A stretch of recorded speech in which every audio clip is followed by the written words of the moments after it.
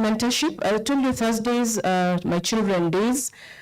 As early as class 2, we have started inducting them into, trying to introduce them to what we do. Like last year, I was invited by one of the schools in Nairobi to swear in the student council for class 2, grade 2. So we went, I put on my robe as the CRJ of that day. I swore in the student council, the president and the deputy, and the CSs. So those are class 2s. So you can imagine as early as 8 years, we are already having an impact on them. And when I talk to them, they say they now all want to be magistrates. So I don't know, maybe we change their minds along the way. But yes, we even do swear class 2 student councils. Thank you so much. Take an oath of office. Thank you so much. I will now hand it over to Sam. Thank you so much for having me, and thank you so much for coming. Yeah. Thank you. It's amazing the inspiration that we can have even from a TV program. So really, we've got to be careful what we put out there.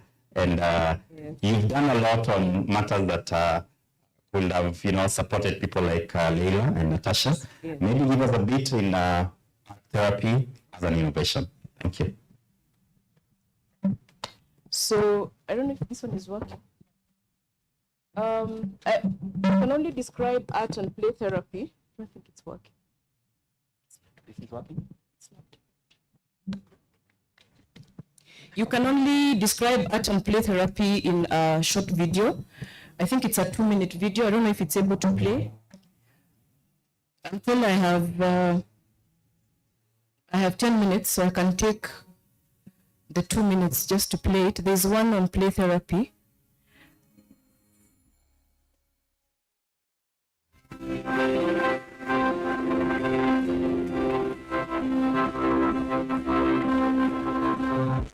It's one of our most fundamental activities. Plato said, "It is the essential nature of man to play." In fact, play is undoubtedly the key element in most, if not all, of our favorite childhood memories. What we know about children developmentally is that their language lags behind their cognitive development. Play is their language. It's how they communicate, just as adults use words. Play is a child's way of communicating with the adults. Typically, they aren't able to put feeling words or actual words to what they may be experiencing, but through the play, they can actually give you insight into what is really happening for them. Researchers have for centuries observed play and its obvious benefits. Over the past 100 years, mental health professionals have applied the curative powers inherent in play into a form of counseling or psychotherapy with an emerging evidentiary research base called play therapy. Play therapy is a model of therapeutic intervention used for children that helps them to develop their communication skills in a therapy situation so that they can express their needs, their wants, their wishes, and their feelings in a way that's developmentally appropriate for them. Play therapy works because it's a natural way for a child to pick up toys, and toys are their words, and play is their language, and it helps them to process emotions and feelings. Although play therapy can also help older clients, especially those who have difficulty verbally expressing themselves, most clients are children. To foster play, therapists often stock a portion of their offices with therapeutic toys or maintain them in a playroom. The playroom is a child's world during the counseling. So in 2016, when we were given the authority, the mandate to start doing Children Matters, the Task Force on Children Matters, Special Task Force, through the leadership of the now Lady Justice Judge Koome,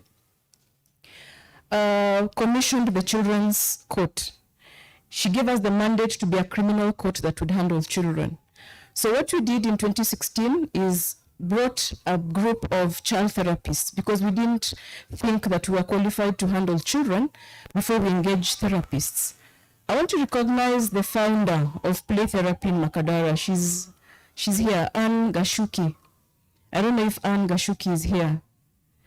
She's the mother of play therapy. I don't know, she was supposed to be here. She sat down with us and we agreed that for you to handle children matters, you must have at least a master's degree so that you can sit and properly analyze the children. So we started something called the Trauma Assessment Toolkit. You've realized that there are many children who fall through the cracks in the justice system.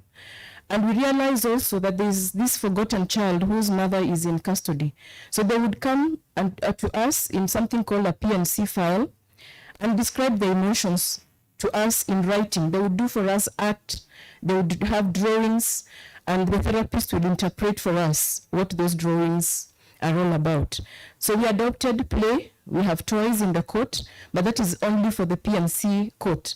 The trial court is a serious court. It doesn't play. It is there to listen and to make decisions. But the PNC court, the work of that court is to sit down and understand what the child wants, understand the needs, do a needs assessment, and place the child in a place of safety. You realize a child who is 4 years cannot stay in prison with the mother for too long. So we help to find a suitable caregiver for that child to remove them from the institutions. So Leila and Natasha, there is hope because now we are reaching out to all the children. And in fact, we want to thank the Kenya Pediatric Association because tomorrow, with collaboration with Clean Start, I must actually mention Clean Start. Teresa, you people are doing a good job, especially to reach out to those children. So tomorrow we will have pediatricians going to just have a medical camp to find out if they have reached the developmental milestones. So yes, it has come from these small meetings and these small conversations that right now we are saying the children need to be given space. Access to justice means they must tell us what they think. They must tell us what the justice system is doing to them. And yet there is that forum, and where we are now opening a PNC file and having the child come to court and speak to the court and approach the bench from a very friendly position. So we do that a lot. Now, that was the innovation we did. So we use art and play, and especially for art, it has helped to understand the mind of a child. Like if I right now tell you to draw a picture of yourself, we're able to interpret what exactly how you view yourself. So when a child is told to draw a picture of your family, within 2 minutes you're able to assess everything about that family. And we'll find that if the child is not in the middle, the child is not big in the picture, then we start therapy immediately because the child needs to be the center of that picture. So that is what art and play does. So if the child is missing in the picture, we also reach out to that child so that they become a part of the family or they become a part of the society. So I think I'm done on that bit of art and play therapy. So we'll go to the next video, which is on the Silence the Guns, because I was told to speak about the two innovations. So I don't know, the video is 1 minute. So let's just watch it. It was a rather unusual occurrence. Young people who have been terrorizing residents coming forward to confess and denounce their tainted past.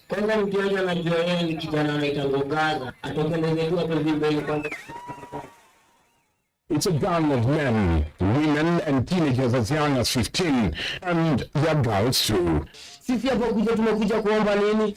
Samaha. Tumekuja kuomba nini? Msamaha. Umekubali kutusamehe wazazi wetu. Umekubali kutusamehe. Na sisi kama mtatusamehe, na sisi tutahakikishia kitu moja. Hizi njiri imeisha kabisa kutu. Turning up here at the local market in Jiru was this grandmother. Here is a case of answered prayers. Hata mimi naendaka kanisa, nikatoka kifungo ya 10 kwa hawa. Nikaambia Mungu, ninataka kifungo ya 10 kwa hii watoto. Wamulinde hawa chikakupe. Keeping them in school was a tall order for the granny. Na wakakataa masomo, huyo alikataa kama iko form 4. Na nikalipa maneno yote, akaniambia nataka hii, nikalipa nikafanya. Sasa nikashindwa. Kayole OCPD Ali Muno would however give a word of caution. But still, I'll be monitoring you people. tutakuwa ni nani atakuwa mwema na nani atakuwa amerudi mahali ametoka. Therefore, still our eyes are on you people. Mwelewe. The area is notorious for violent robberies and gangs that have carved off their own enclaves. But now, therefore, huyo mtu ako na bunduki anapenda kufaniki angusha yeye chini. That's why I will carry the consequences either out of my decision and orders. Hakuna kugombana. We now, I tell you, Makadara is Eastlands. We serve, I think, the community there. Most of them live in informal settlements. Most of the families are headed by young boys who have taken over the role of father, the father figure. You have a family where there are 7 children, 8 children. The mother is Mama Fua. She washes clothes. She's not able to fend for the family. So what the boy would do, would take up the role of the father very early as 14. At 14, they're not able to fend. So what do? We found a trend that they would form gangs and rob the members of the public. I don't know if you came to Eastlands a few years ago, you'd hear Mepigwa Ngeta. So the Ngeta, and it happened. So as a CUC, you see the officer there, Nuno, during that time now in 2016, we had a meeting and we said, how do we help these boys? So we went for outreaches and we realized that their problem is poverty. So we've criminalized poverty. So what we did is talk to the boys, and in 2018, beginning of 2018, we discovered a new strategy. Why don't we take these boys and their leaders and the officers for a retreat? So we went to a 5-star hotel with our boys and the CUC. They learned how to do fork and knife. They learned this other side of civilization, and we stayed there for 3 days. So you can imagine 3 days with officers and the boys and the leaders of some of those gangs. So the CUC sponsored it, and from that meeting we came up with something called the CUC handbook on how to end violence. So we have the handbook, which was launched in 2019, and we agreed that with the officers, we made a commitment that we have to silence these gangs. The boys have to go back to school, and through the help of probation, they are being followed up. There are officers on the ground. I want to recognize them. When we talk about officers, we rarely recognize the good things that they do. There is Officer Susan Makadara Locots. She has demonstrated what it means to be a kind officer, especially to the children. I don't know if she's here. Is Susan here? We also have Officer Musamusi from Dandora. This officer goes to school impromptu to follow up on the boys. And if they're not in school, he calls me and said they have not come to school today. I also want to thank Officer Faith. I don't know if Faith is here. Maybe she can stand. Faith has gone ahead to even provide for basics for those children. I've not seen a child she has brought to court and doesn't have basic necessities. Even food, at times should even come with a snack in her bag, just in case they get hungry as the investigating officer. Those are the people. I cannot tell you Makadara has been a success because of that. So because of us, judiciary, it's because of the CUC. So I want to thank our CUC members. The reason why I mentioned the officers, because they're the ones on the ground. I'm not able to get to Mlango Kubwa. I'm not able to get to the Dandora dam site. At times I'm told Paul, one of the boys we are mentoring there, did not slept hungry. So I have to ask Faith and everyone else, Musamusi and everyone else, can we look for this child? And I can tell you, just taking those children and just giving them a simple hug. They don't need much. They just need to be loved. So I'll call them and tell them, you know what, I've been told this is what is happening. What is your problem? He said, I've not slept well. So what I would do now is tell them, okay, fine. So what do you want? How do we strategize? Can you bring your report book every time? How do we help you? And the officers would call from wherever they are, and they would tell us, this is what the child is doing. This is what the child needs. I also want to mention our pro bono advocate, the lead advocate, Irene Degwa. Irene missed this because there is one of her clients who is unwell. So imagine she rushed to go and check if he has been admitted in hospital. That is Irene Degwa for you. Irene pays school fees for these boys. She goes out of her way to pay their hospital bills from her own pocket. So these are people I cannot sit down without mentioning the work that they do. So you can imagine a pro bono advocate going beyond the call of duty and calling me at night and saying we are supposed to go to Form 1 next week. We don't have a box. So Honorable Kibosia, please get a box for these boys, so we would mobilize funds. So that is what justice means for these children. Access to justice. For us, justice is not plea of not guilty entered. It is going beyond, and I'm really grateful for the vision of our Honorable CJ, social transformation. We are transforming lives. We are not just using this pen. This is the greatest weapon we have, transforming lives using our pens.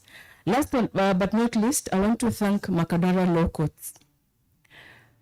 We have, for the past, since 2016, the head of station, Honorable Emily Ominde, used to have meetings. Every Friday, she would call me and ask me, what do you need for the children? Do you need to change the budget? What do you need? I say, we need to buy food, we need toys. And she included that in the budget. So it would not go, I would not just sit down without saying the support of the head of station, the then head of station was very, very paramount to us growing this jurisprudence called the ghetto jurisprudence. We have a new boss, Honorable Chambia. He has come and he has continued the good work. The first thing he did is he asked, how do you want to be assisted? So, sir, thank you so much for the support. The fact that he just sits there, he's very calm, already just shows you that we've been given the space to work. So I want to thank him for that. I want to thank the magistrates. They are here. These magistrates get money from their pockets. Honorable Gaderu is here. Honorable Kanyiri, representing the Children's Court. We are now 4 courts handling children matters. They go out of their way. Yesterday they were at YCTC. What did they do there? The youth remand. They brought Christmas, early Christmas for the children. They went into their pockets with the ODPP. We want to thank Mr. Mburugu. They've made justice so easy. We have learned to speak Shen. There we are called Jajiko. Yesterday we discovered they also call us prosecutor. So we have learned, we go out there. So we want to thank you for the support. And also, last but not least, I want to thank our staff at Makadara Law Courts. I think they are here. They have gone out of their way. At times, I have seen them go into their pockets to buy necessities for these children. They have visited them in their homes, in the CCIs. Whenever we need them, they are always there. We have not come this far on our own. Last but not least, there have been 2 lasts. The Special Task Force. Judge Matheka, you are special. Judge Matheka has always told us the child cannot wait. That child is getting, it's getting made today.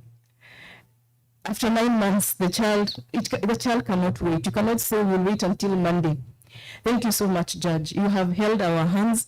When I was asked about mentorship, why did you want to be a magistrate? Judge Matheka mentored me when I was doing my pupillage in Nakuru. She showed me what a judicial officer should look like. You're not supposed to treat children the way you treat adults. So with those few, mini remarks and the mini videos, thank you so much. God bless you. And now I hand over to Sam. Round of applause. Thank you very much. Yes, you can have this. Thank you, Honorable Kibosia. You've always been an inspiration, like you've mentioned with many others, going beyond your call of duty to give love. And I heard Natasha say, that's really what we need to do. We need to give love. Asante sana. Makofi kwake tena. I think you said you wanted to be a magistrate. Maybe you're supposed to be a teacher also, because you teach very well. Thank you very much. We expect the chief guest any moment, and when that happens, we'll invite some of us to go and receive her, and also do the guard of honor, and to go through the Child Protection Unit and then join us here. But before we do that, I want to acknowledge our special guests who are here. You are all very special, but in a really special way. Thank you, Honorable Judge Matheka, the chair of the task force on children matters by the National Council for Administration of Justice. You've indeed provided great leadership, and even before you became the chair, taking over from the CJ, I know you've always been very dedicated in supporting the the matters of children within the justice system. I want to acknowledge Ms. Miriam Muli, the Senior Assistant Inspector General, the National Police Service. You are our host. Thank you for hosting us. And the two of you, I know at the right moment, you go and help receive the CJ. I want to also acknowledge amongst us, Administrative Secretary in the Ministry of ICT, Innovation and Youth, Miss Maureen Baka. Karibu sana. Thank you for making time to be here. I want to welcome Dr. Sarah Ruto. Dr. Sarah Ruto, I know we've worked in a number of things, even within the civil society, within the government, within KICD and many other spaces. You've really been an inspiration. She is the Chief Administrative Secretary in the Ministry of Education. Karibu sana, Daktari. Thank you. We have, like we've already said, our hosts, Honorable Francis Chamba. Karibu sana. Actually, you are our host. Sasa ni wewe ndio utatuambia tukaribie. And we have members from our partners and diplomatic corps. I want to acknowledge Monica from UNICEF, the Chief Child Protection. Karibu sana. I see our CEO for National Council for Children's Services. Karibu. And all the rest. I'll keep acknowledging even as I do receive the names that as we arrive. I think with that, we'll let the others go and get ready to receive the CJ.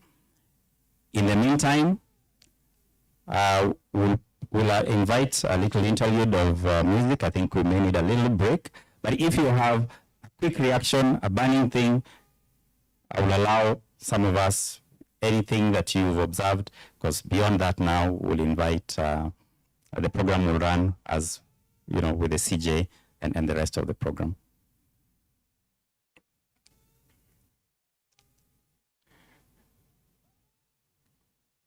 Okay, great. I will invite from the microphone team, go ahead, the PA team. Let's have a little break. I'll give you any other briefing in a short while.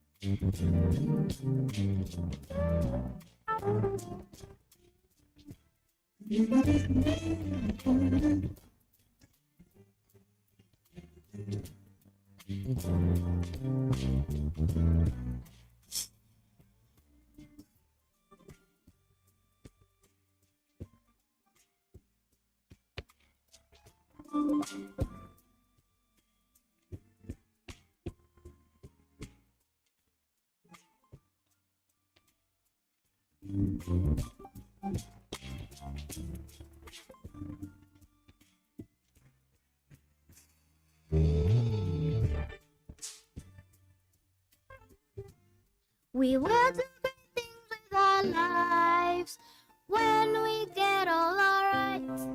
Work to build peace and unity, where all we all live with dignity. Let's build together.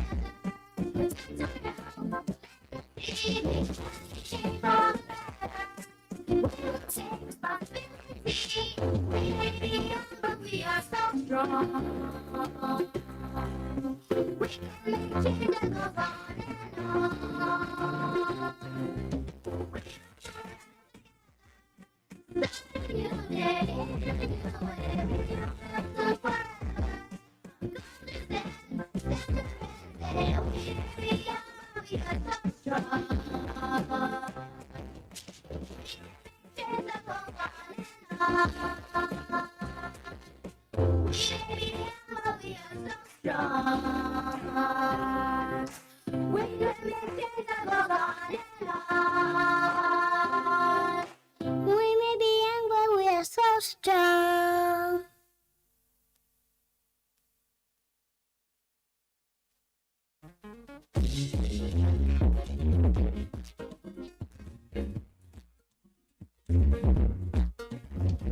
Numbers can be greater than or less than this. Smart 2 is better than 1. 2 is less than 3 like that. But in life, my friends, yes, in life, you see, no one is better than or less than. I'm talking about it. We all deserve an equal chance to be all that we can be. Got talents and flaws, we are all unique. You separate and less than for the numbers in school. And remember, in life, we are all But in life, equal. We are all equal. We are all equal. We are all equal. We are all equal. We are big or small, or short or tall, it doesn't matter at all, 'cause we are all equal. If we're black or white, if we're green or yellow, we are equal today and we'll be equal tomorrow. We all have our different qualities. It's our differences that make us each unique. No one is better than anyone else. We are equal, and that's what counts.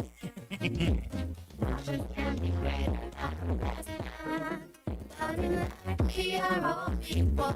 We are all equal. We are all equal. We are all equal. We are all equal. We are all equal. X is greater than 0. We are all equal. 8 is less than 9. We are all equal. 0 is less than 1.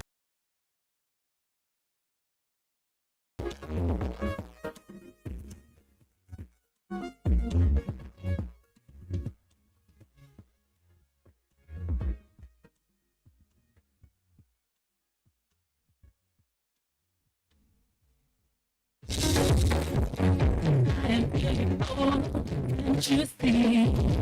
If I'm wrong, I'ma do my thing, just believe I'll shine. Take what's mine. I can do it there. I can be it there.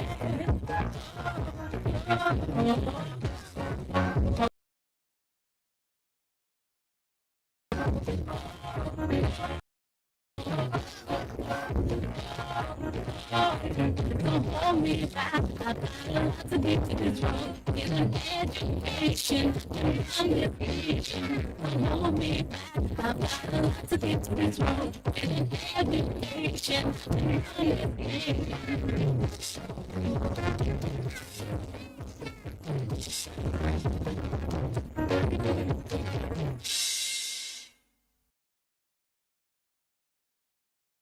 No purpose inside. That's 'cause you gotta think of what makes you happy inside. Live life with purpose. Live life with purpose. It may sound hard, but you live life with purpose.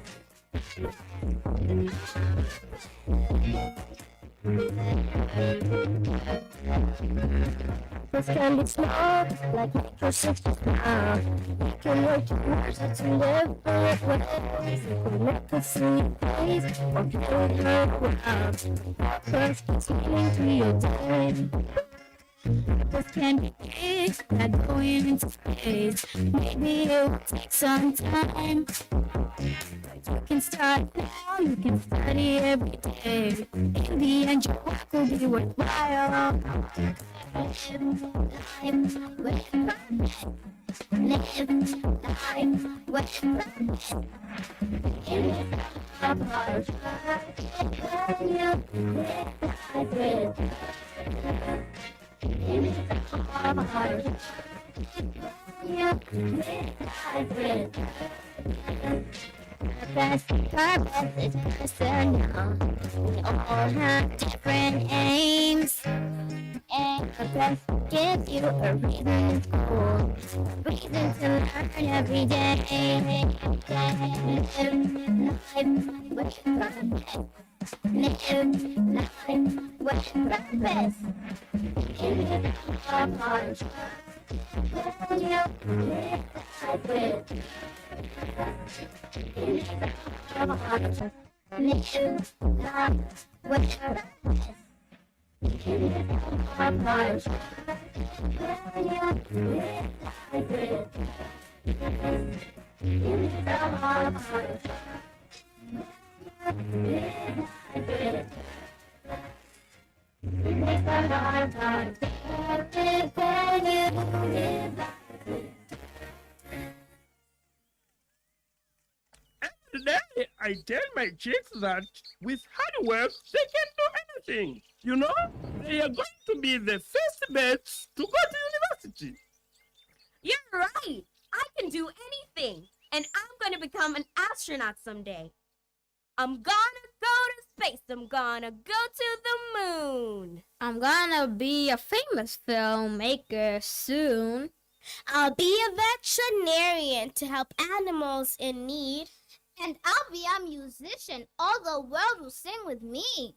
We can be anything, but the path won't be easy. Be anything. Please help us pave the way for us to make it it to a brighter tomorrow. We need to have our rights today.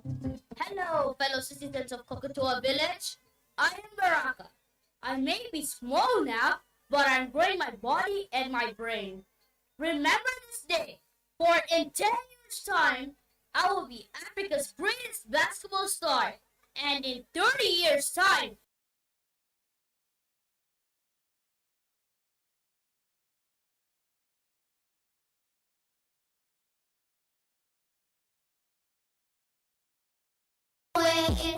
For us to make it to a brighter tomorrow. For us to make it to a brighter tomorrow. We need to have our rights today. our lives to come, our futures, are dependent upon what happens to us now. So, do not tell us what we cannot be. Stand beside us, support us, and we can be anything if we have our rights as children. To go to school. To healthy food and safe water. To safety and protection. To play and fun. To speak our mind, and to follow our dreams. We work from here to grow our minds, our skills, and our bodies. We will do incredible things, and we will build a brighter future for all.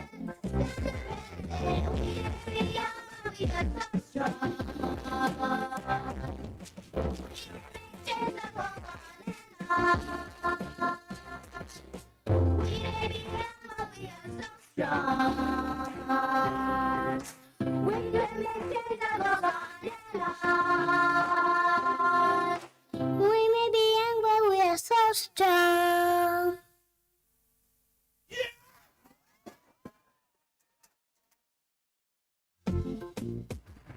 Hello.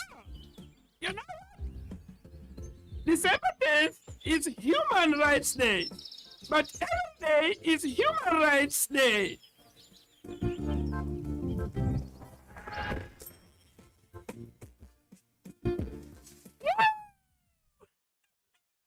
I just get so excited about human rights because when I think about the things we could achieve if everyone had their human rights. Like no poverty?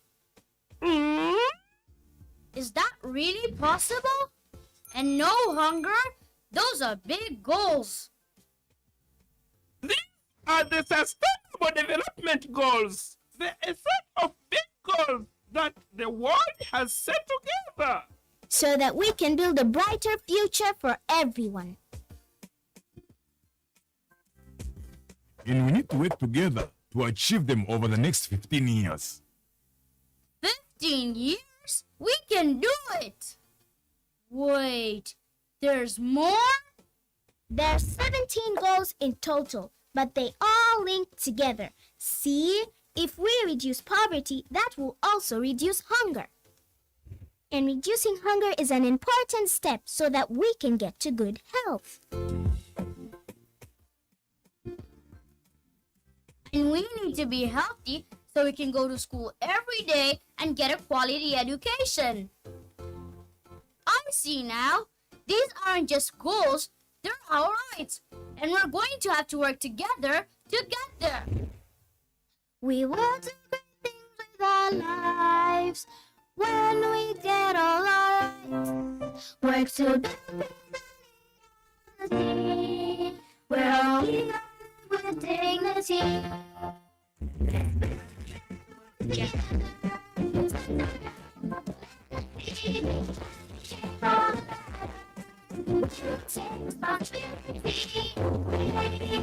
We are so strong. We can make it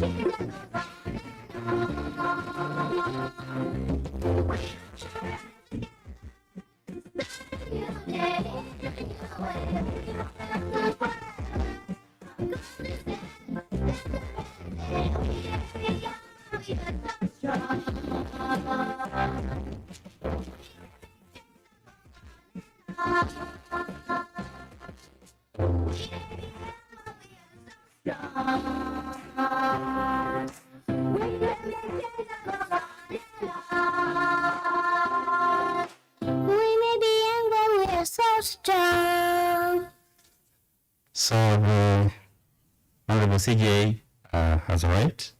She just finished inspecting the guard of honor. She will go with the team to the child protection unit. And then when she walks in, I'll kindly request us to arise. And we'll do one stanza of the national anthem and the East African anthem. And then with that, you'll be seated and proceed as per the program. Thank you.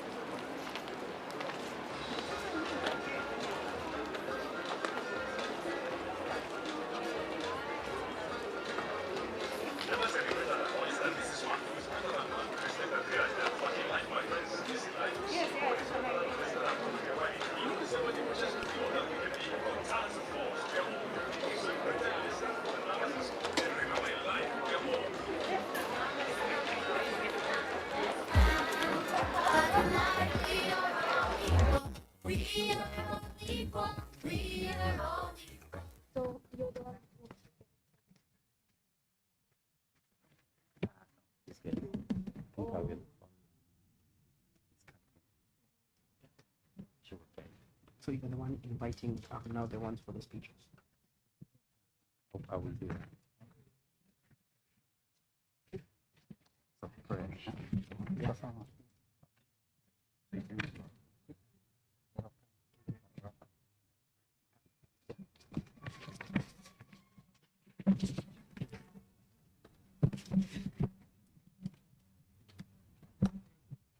Arise.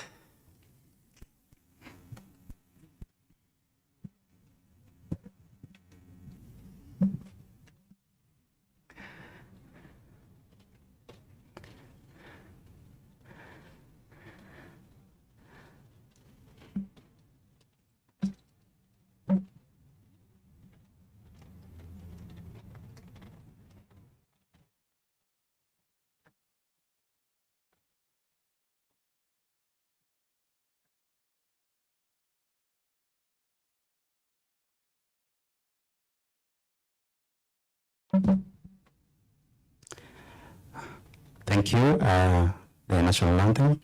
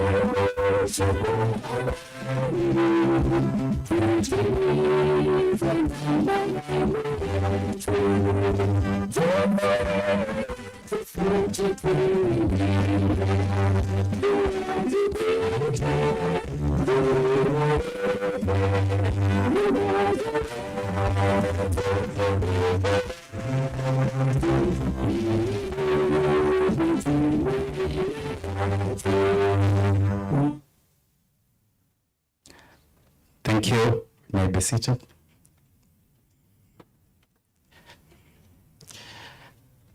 To the Honorable Chief Justice and President of the Supreme Court, Honorable Lady Justice Martha Koome, thank you and welcome. Also want to acknowledge some guests who are with us, Honorable Lady Justice Teresia Matheka, who is the Chair of the Task Force on Children Matters at NCAJ, Honorable Lady Justice Lucy Gitari, who is with us here and also a member of the Task Force.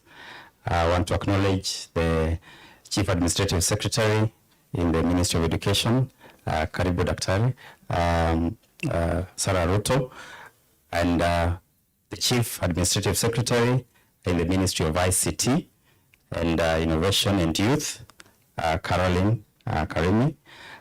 I want to acknowledge our hosts, the Senior Assistant Inspector General, National Police, Ms. Miriam Muli. Thank you, and Karibu. I also want to acknowledge Honorable Chambai, who is the Chair of the Makadara CUC and indeed our real host here. I want to acknowledge the children who are, this is really your day and you're the key guests here. Thank you, our partners and those from the diplomatic corps. I want to acknowledge Monica, who is the Chief Child Protection Unit at UNICEF.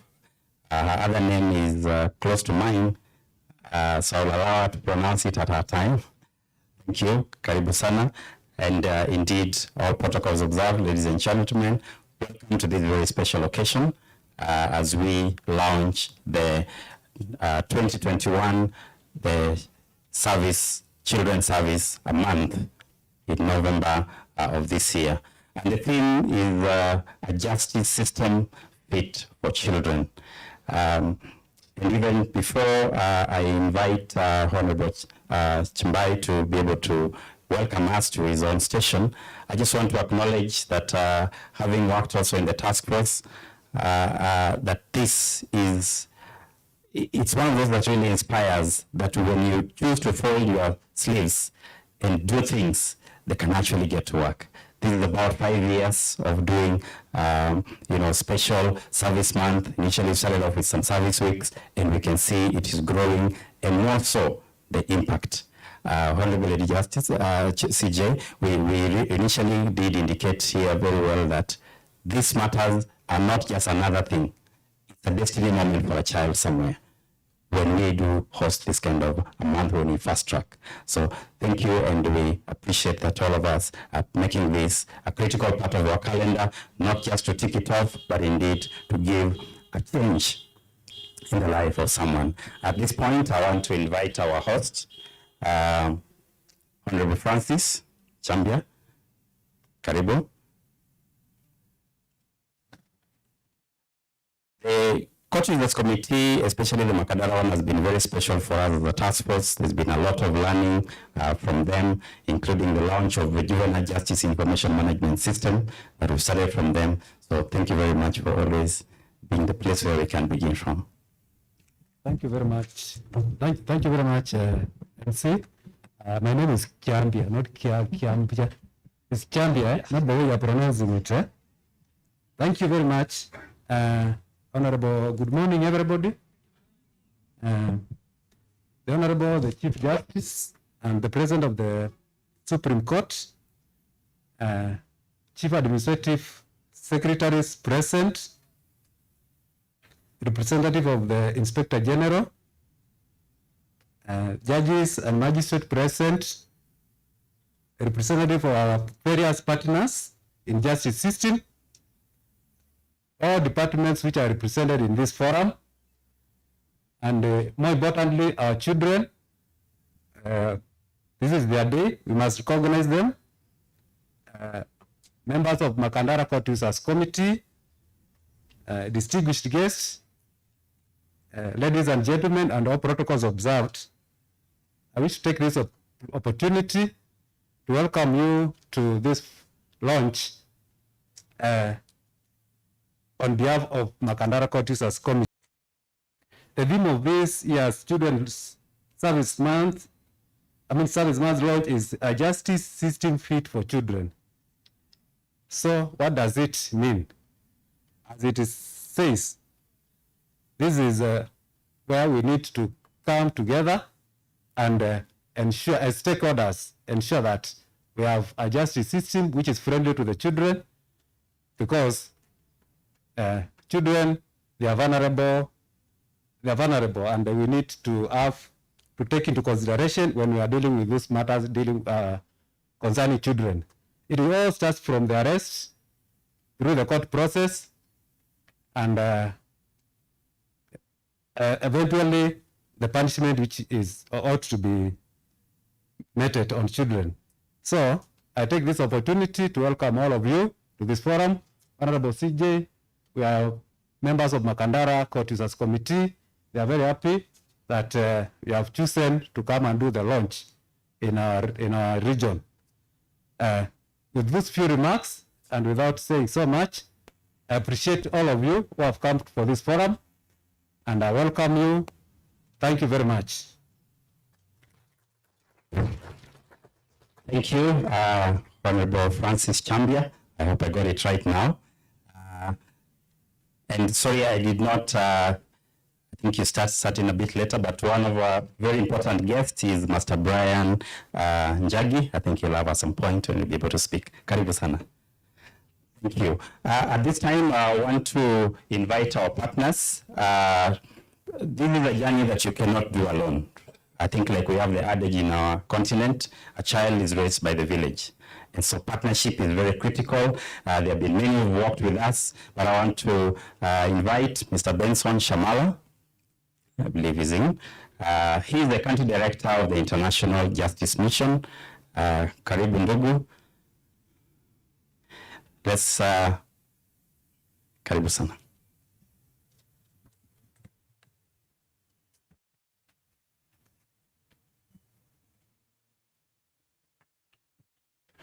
The Honorable Chief Justice Martha Koome, who is also the President of the Supreme Court of Kenya, distinguished ladies and gentlemen, allow me for the sake of time to adopt the protocols that have been established and stated by our able MC and our host, Honorable Francis Chiampia.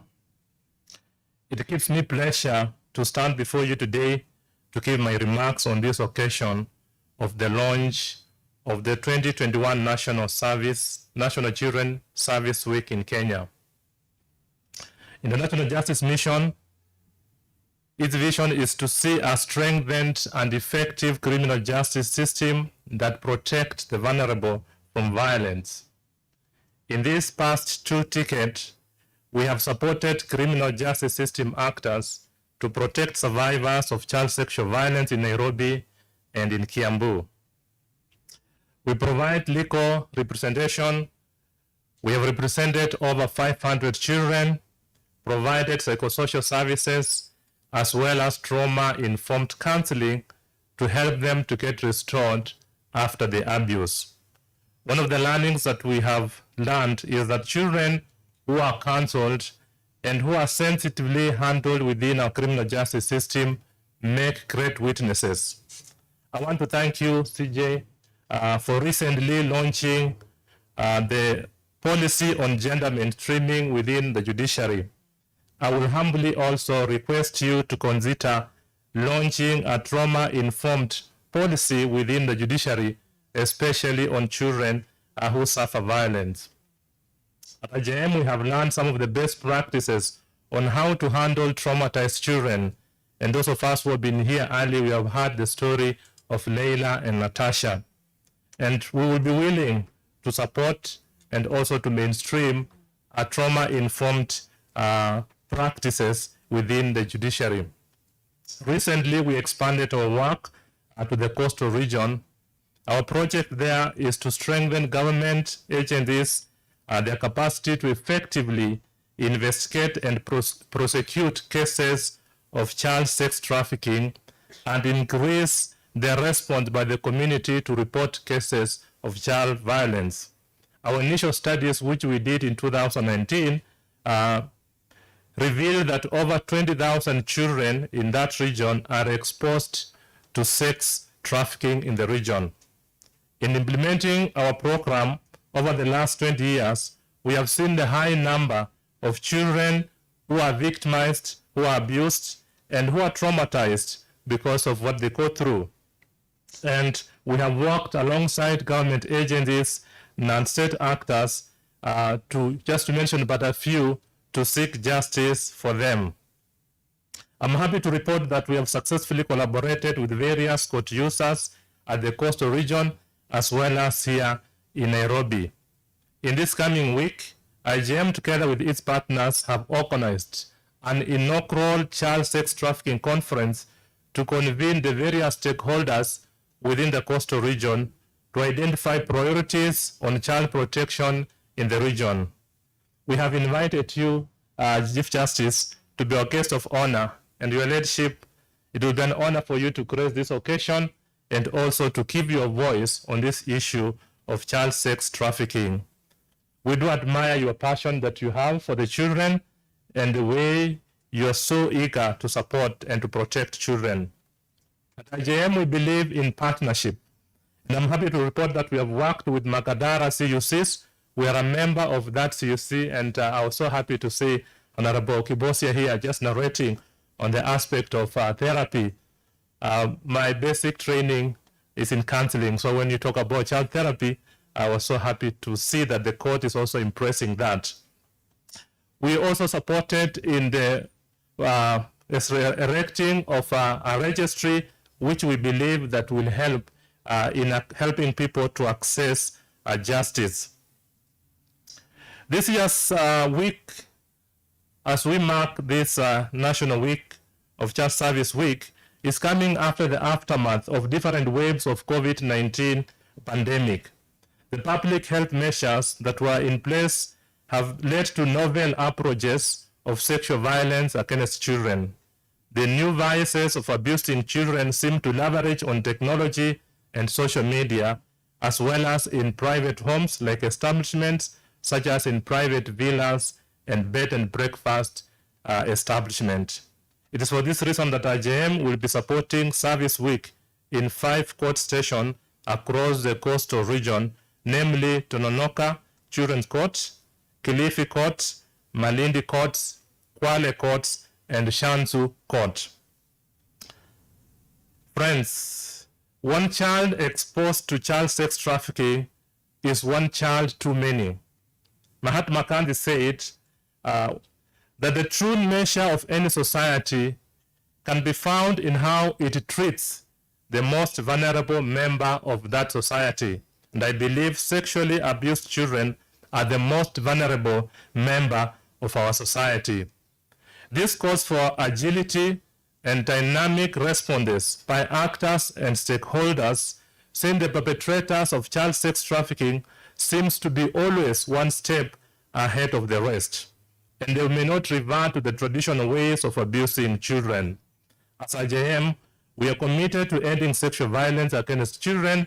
We will continue seeking partnership both at government levels and also on state actors levels and the community. As such, we are grateful for this invitation and our engagement so far with the judiciary and the National Council of Administration of Justice. And it is our sincere hope that this is just but a beginning for a very fruitful engagement on child protection matters. I wish to congratulate the National Council of Administration of Justice under the leadership of Honorable Chief Justice, and particularly the Special Task Force on Children led by Honorable Teresia Matheka on the successful launch of the 2021 National Children's Service Week. Thank you and God bless. Makofi tena. Shukran, and tunashukuru kwa sababu mmejitolea kusupport Service Month, 5 court stations. We got the list, right?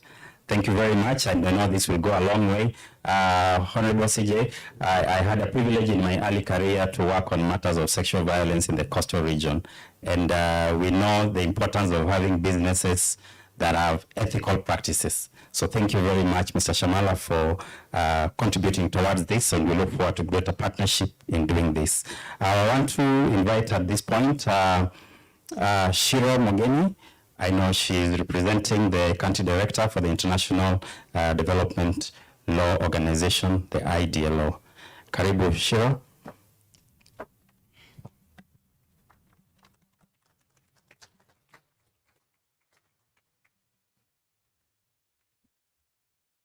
Good morning. The program will seat Teresa Mugaza. She's our country manager. I'm representing her. My name is Shiro Mogeni.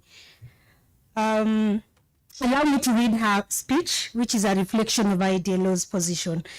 Honorable Chief Justice, President of the Supreme Court of Kenya, the Chairperson of the National Council on Administration of Justice, the Chairperson of NCAJ Special Task Force on Children Matters, Lady Justice Matheka, Chief Administrative Secretary, Ministry of Education, Chief Administrative Secretary, Ministry of ICT, Innovation and Youth, Head of Child Justice Unit from the Director of Public Prosecution, a representative from the National Police Service, development partners in attendance, UNICEF, International Justice Mission, invited delegates, and our children. Good morning.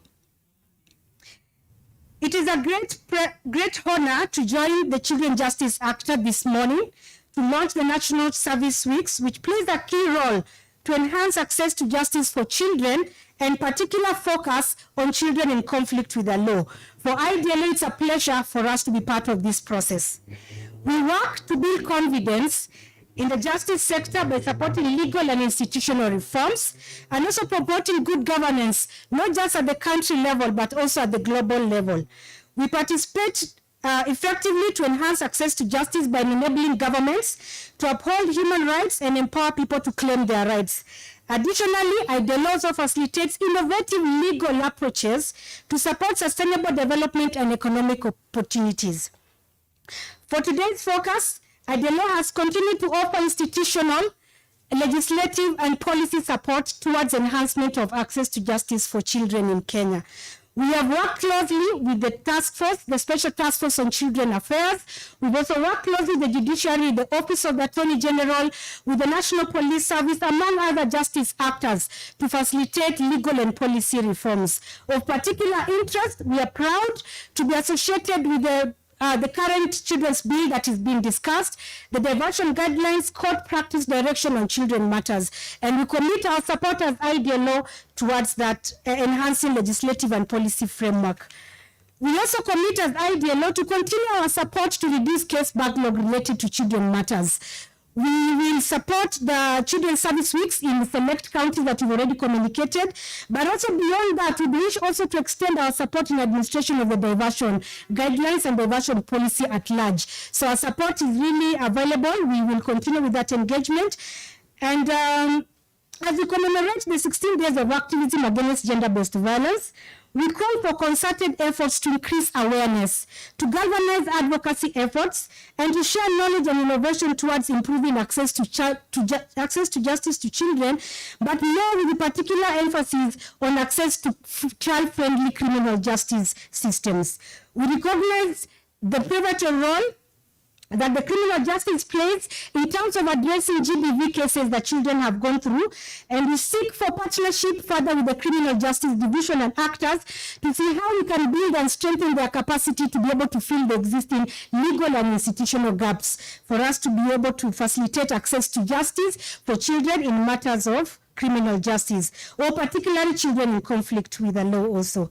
With those few remarks, we extend our appreciation to the justice actors for upholding rule of law specific to children matters, and we continue with our support as IDLO in partnership with the other development partners. We congratulate the judiciary for the launch of the National Children's Service, and we will participate in the ongoing service weeks that are scheduled within the month. Thank you very much. Those are the remarks from IDLO. Okay. Asante sana Shiro. Indeed, as a task force, having been there, I know there's been a lot of support from IDLO in many things, including some processes in improving the children's bill and many other things. So, tafadhali ukirudi waambie your colleagues, your country director, we are really grateful. Speaking from the task force, that I'm sure even from the Honorable CJ's desk, we really do appreciate that support. Diversion is critical. I think that's one thing that we need to really entrench in the new children's bill, which we pray can be passed very soon. This has even been enhanced and made much more visible. Shukran. At this point, allow me to invite another partner who's really worked with the National Council for Administration of Justice, the task force, and indeed the sector on children. Miss Monica, like I said, my other name is Munyu, so I think we are from the same country. We have equally difficult names. She's the Chief Child Protection Unit at UNICEF, and we worked with her in many ways. Karibu. Makofi kwake. Thank you so much. Honorable Chief Justice and President of the Supreme Court, Martha Koome, Honorable CAS, Ministry of Education, Ministry of ICT, Honorable Lady Justice Mateka, and all other distinguished guests, development partners and colleagues. It's a real pleasure for me to be here today at this important launch of the National Service Month or Service Weeks for children in Kenya. Isn't it encouraging to know that, when this service month is over, there is going to be hundreds of children who have their cases heard. There are hundreds of children and families who have gotten closure on very difficult periods in their lives. They are going to see that justice has been done. There are children that will feel that they have been heard. So we see the children here, and again, Lady Matek, very, very good move to have them on the front line and on the here, because it's all about them. I had the pleasure to actually visit one of the service weeks, prior to the COVID in Kwale, and I was very impressed with this concept of service weeks and service month. I came thinking that this is just a way of addressing backlogs, but I found out that it was much more than addressing backlogs. It was a really nicely packaged intervention that looks at creating awareness about the rights of children to access justice. It's about mentoring. I saw Lady Justice, who was leading that delegation to Kwale, mentoring the magistrate there in terms of how they can maybe be more efficient or maybe find some practical ways to handle children's issues in courts. It was also a checking in I found for the task force on children's matters to see a little bit what's happening out there, what are the issues their peers are facing, and so on. So also to inform their work and also kind of channel that to us as development partners and saying these are the needs, this is what's happening, these are the gaps. And then, of course, bringing closure to those children's cases that were resolved during those weeks. But at the same time, even if it is such a great concept, I think we are still working towards a time when service weeks will not be needed. When we have a system, a justice system, a child protection system, where children in contact with the law are handled effectively and in a child-friendly manner. That's what we are working towards. When the system itself is well-resourced, working effectively, all stakeholders are well-equipped, well-trained to meet the needs of children. The good news is that this is not a journey that we are starting today. This is a journey that has been going on for many, many years with all the amazing champions for children's justice in children, the Chief Justice being the primary one, I think we can fairly say. So much has been done. I think that the NCAJ Task Force on Children's Matter really is a good practice that we would like to see also implemented in other countries. We would really, as UNICEF, really welcome to see the task force become a permanent structure in the NCAJ as a committee or whatever the structure should be, but something that is permanent, that is well-resourced and well-staffed. There's also important efforts ongoing to keep children away from the justice and system and the formal criminal procedures. We see many actors working on that regarding the measures to implement alternative dispute resolution mechanisms, plea bargaining, diversions, and so on. I've also been impressed with the court users committees, and I know in certain locations there are also specific children's court users committees. We know that addressing children's issues in the justice system is not just justice or the police or the child protection actors, it's the whole community. So these court users committees are really useful. And the children look at me a little bit, what is she talking about? So to make it really practical, so in many locations there are these groups of people that come together representing the justice system, the police, the Department for Children's Services, maybe some civil society organizations, and they are discussing how the courts can be more efficient in dealing with children's cases. So it's a really great thing that you can have all these actors come together because, as governments and as the UN, we tend to be a little bit bureaucratic and just people working on their own. But these court users committees are actually bringing people together, sitting like around the table, just like you are doing here, and saying, how are we going to address these issues? How are we going to make things better for children? So I hope that clarifies a little bit what it's about. So the court users committees, there's also important law reforms that have been done, and we're all keeping our fingers crossed for the children's bill that will really introduce important reforms for children in the justice sector as well. In particular, the raising of the minimum age of criminal responsibility. And then, of course, the service weeks that have been carried out under many years. UNICEF Kenya has been very proud to support these initiatives. The Children's Bill, we've developed rules and regulations together with an NCCS for when the bill is ready, is that we just open the package when the bill has been adopted and it's ready to be implemented. Another important component that maybe we don't think about so often is the costing of the bill. We've done work on costing of child protection services, so working with the Treasury, budgeting and things like that, which is really fundamental in resourcing a child-friendly justice system. We worked and had the pleasure of working closely with the task force for many years. and are now also working on finalizing a child justice strategy that will really kind of set the stage for where the government wants to go over the next years and what the priorities should be. We look forward to partnering with many of you to implement that strategy. The justice system is also really dependent on the social service workforce, and that's also work we've done with DCS and NCCS to really formalize that system of the social workers and the children's officers in the country. There is, for the time being, no really formal kind of accreditation system for children's officers. You know, we wouldn't really question whether there's a need to accredit doctors or nurses, but actually in the social service sector, that's still lacking. So that's what we are working towards, to professionalize that service.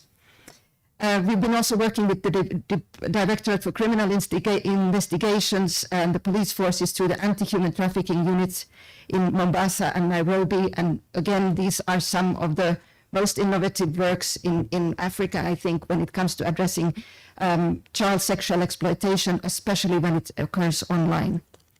At the global level, UNICEF has come out with a statement around reimagining justice for children. There are 6 actions in this, and it's about every child knows and can claim their rights. Every child can access free legal aid. Every child in conflict with the law can be diverted, and every child can be protected from detention. Every child who is a survivor of sexual exploitation and abuse can achieve justice, and every child can access alternative dispute resolution mechanisms and child-friendly courts. As UNICEF Kenya, we are now looking at our next five-year program in Kenya, and we want to continue to reimagining the justice and child protection system for the children of Kenya. Thank you. Makofi tena. Thank you, Monica. I think, you know, when you're part of organizing details such as the Service Month, and Honorable CJ, you've been part of this at some point, you sometimes just focus on that, you know, those things that need to be done urgently, and you lose out the bigger picture. You know, over the 5 years, we've done over 4,000 cases that have been fast-tracked, and that is incredible. But Monica has helped us see that, look, there's much more that is going on with this. I really appreciate that. And even the fact that this helps to do a closure. I think that is so critical. Honorable CJ, when we started off, we had Natasha and Leila who shared their personal experiences and just how that impacted their lives. And therefore, the ability to do a closure as fast as possible is definitely very critical. Allowing children to go back to school. So it's good to have Dr. Sarah here, because then the Ministry of Education benefits from this, the impact of COVID. Thank you very much. I don't want to summarize what she said, but I'm sure we've picked up all the important things that we need to carry forth.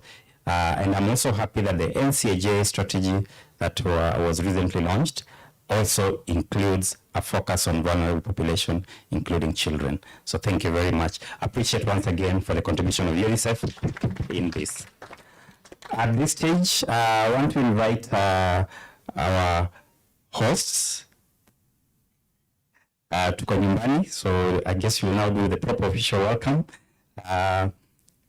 And by the way, I was asked by my friend and colleague Sadia that tutajaribu tuingize Kiswahili ndani because he is not very good in English. Nitajaribu. I may have to disclose where I am from so that I'm not held accountable for ile Kiswahili sitaweza kutaja vizuri. Karibu sana. She is the Senior Assistant Inspector General of the National Police Service. And we're privileged to have you, Ms. Miriam Mundi. Tukaribishe. Kofi tena.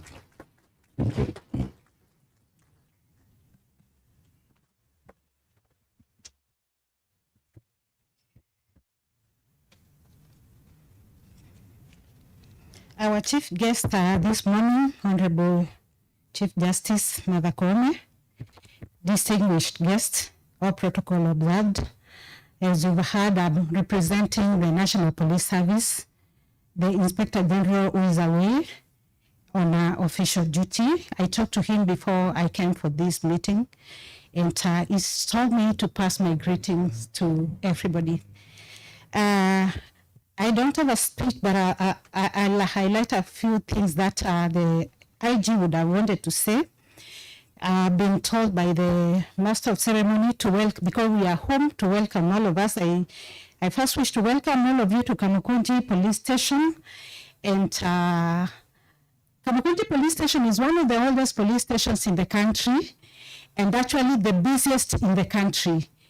Before it was Central Police Station, just a few meters from here, but now Kamukunji, you're in one of the busiest police stations in the country, and you must have witnessed in the morning a beehive of activities from as early as midnight. It's a 24-hour business, kind of. I want to sincerely thank the organizers of this event for choosing a police station for the launch. We as the National Police Service, we feel honored.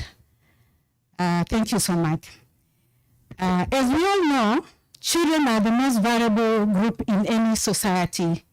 And Article 53(1)(d) of the Constitution provides that every child has a right to be protected from all forms of abuse. I think that is what we are talking about today, all of us. And this is why the National Police Service came up with the idea of having child protection units. And as I looked at the brochure, this is one of the issues that was discussed by the NCAJ task force. And I want to believe almost all of us, we saw the small facility we have at Kamukunji Police Station of a CPU, Child Protection Unit.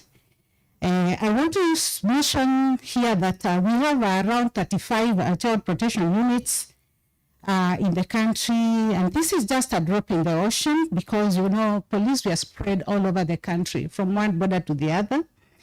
And at any given time, we have a child who needs to be attended to, either a child in conflict with the law or a child in contact with the law, a child who is in need of care and protection, a child who will be brought to the police station and you cannot send them back home, come tomorrow. Like what maybe some of us were aware, there are kids who came as late as almost 7 in the evening, and the good thing is the CJ saw them, the Chief Justice saw them and even talked to them. We are stuck here with them, we are still trying to trace the parents. And that is what almost every police station in the country is going through. So you can imagine a situation whereby Marigat Police Station, I'm just picking Marigat as an example, where we don't have a facility like this. Where do you put these kids? Do you send an officer to stay with them in the police lines, which doesn't even have rooms for officers? You can imagine the predicament the National Police Service goes through. I wish to also mention that a few years ago, as the National Police Service, we partnered with quite a number of organizations, Plan International, and they identified stations where they were going to put up CPUs for us. At some point, they pulled out after maybe the structure had been roofed, and some of them they have stalled. Nothing, we can do nothing much about them. So I want to challenge our friends. We look at that. It's not something the police can do on their own. We have one in Nyahururu. I was talking to Nyahururu yesterday. A very good structure came up, but at some point it was abandoned. Naivasha, Nakuru, and other places. Most of them are just rooms, small rooms at the police station. Kisumu, we have that kind of thing, which cannot take more than 6 children. As a service, I'm already talking about some of the challenges we go through. I wish to mention that as the law enforcers, there's the investigators, cases involving children in conflict with the law and even in contact with the law, we deal with a society that is protective, very protective of their culture, of their relatives, of their friends. Today, an issue is reported, a case is reported of defilement or abuse. Tomorrow, the story changes. It didn't happen. Even the child herself or himself says it didn't happen. We have witnessed that. It's not a secret. That really becomes a challenge to the service, to the officer investigating. We are also witnessing an increase in child offenders. We are seeing in our schools what is happening in our schools today. Schools are burning. Who are doing it? The children under the age of 18. And as I was doing my morning brief with the Inspector General, I think I mentioned about 3 schools where schools had been banned. The suspects were, I call them suspects, the suspects were children, 16 years, 15 years, 14 years in Form 1. Those are our children. And I think that is what we are discussing today, our chief guest. So what is inadequate? I've talked about it, the inadequate child protection unit. And we need also the capacity of the officers who man these stations to be built in terms of training, because the knowledge, maybe the knowledge we give them during training, it's almost general. We need that specialized training on that area. And I listened to the presenters who did it in the morning, and I said, I wish we could get that kind of knowledge from there for our officers who man the CPUs and who are the children at the station, and also equipping the same. At least those who got an opportunity to see what we have in Kamukunji today, it's something that at least, but it's not every other police station that has, it's just a bed and a mattress. It gets to that serious at some point. I wish to urge all of us, especially those in the criminal justice system and the non-state actors, to work together to ensure that justice system fit for children. We have justice fit for our children is the aim of is our theme today reads. And as a part in short, our chief guest, I would want to say, a police cell or a police station is not the best place for a child.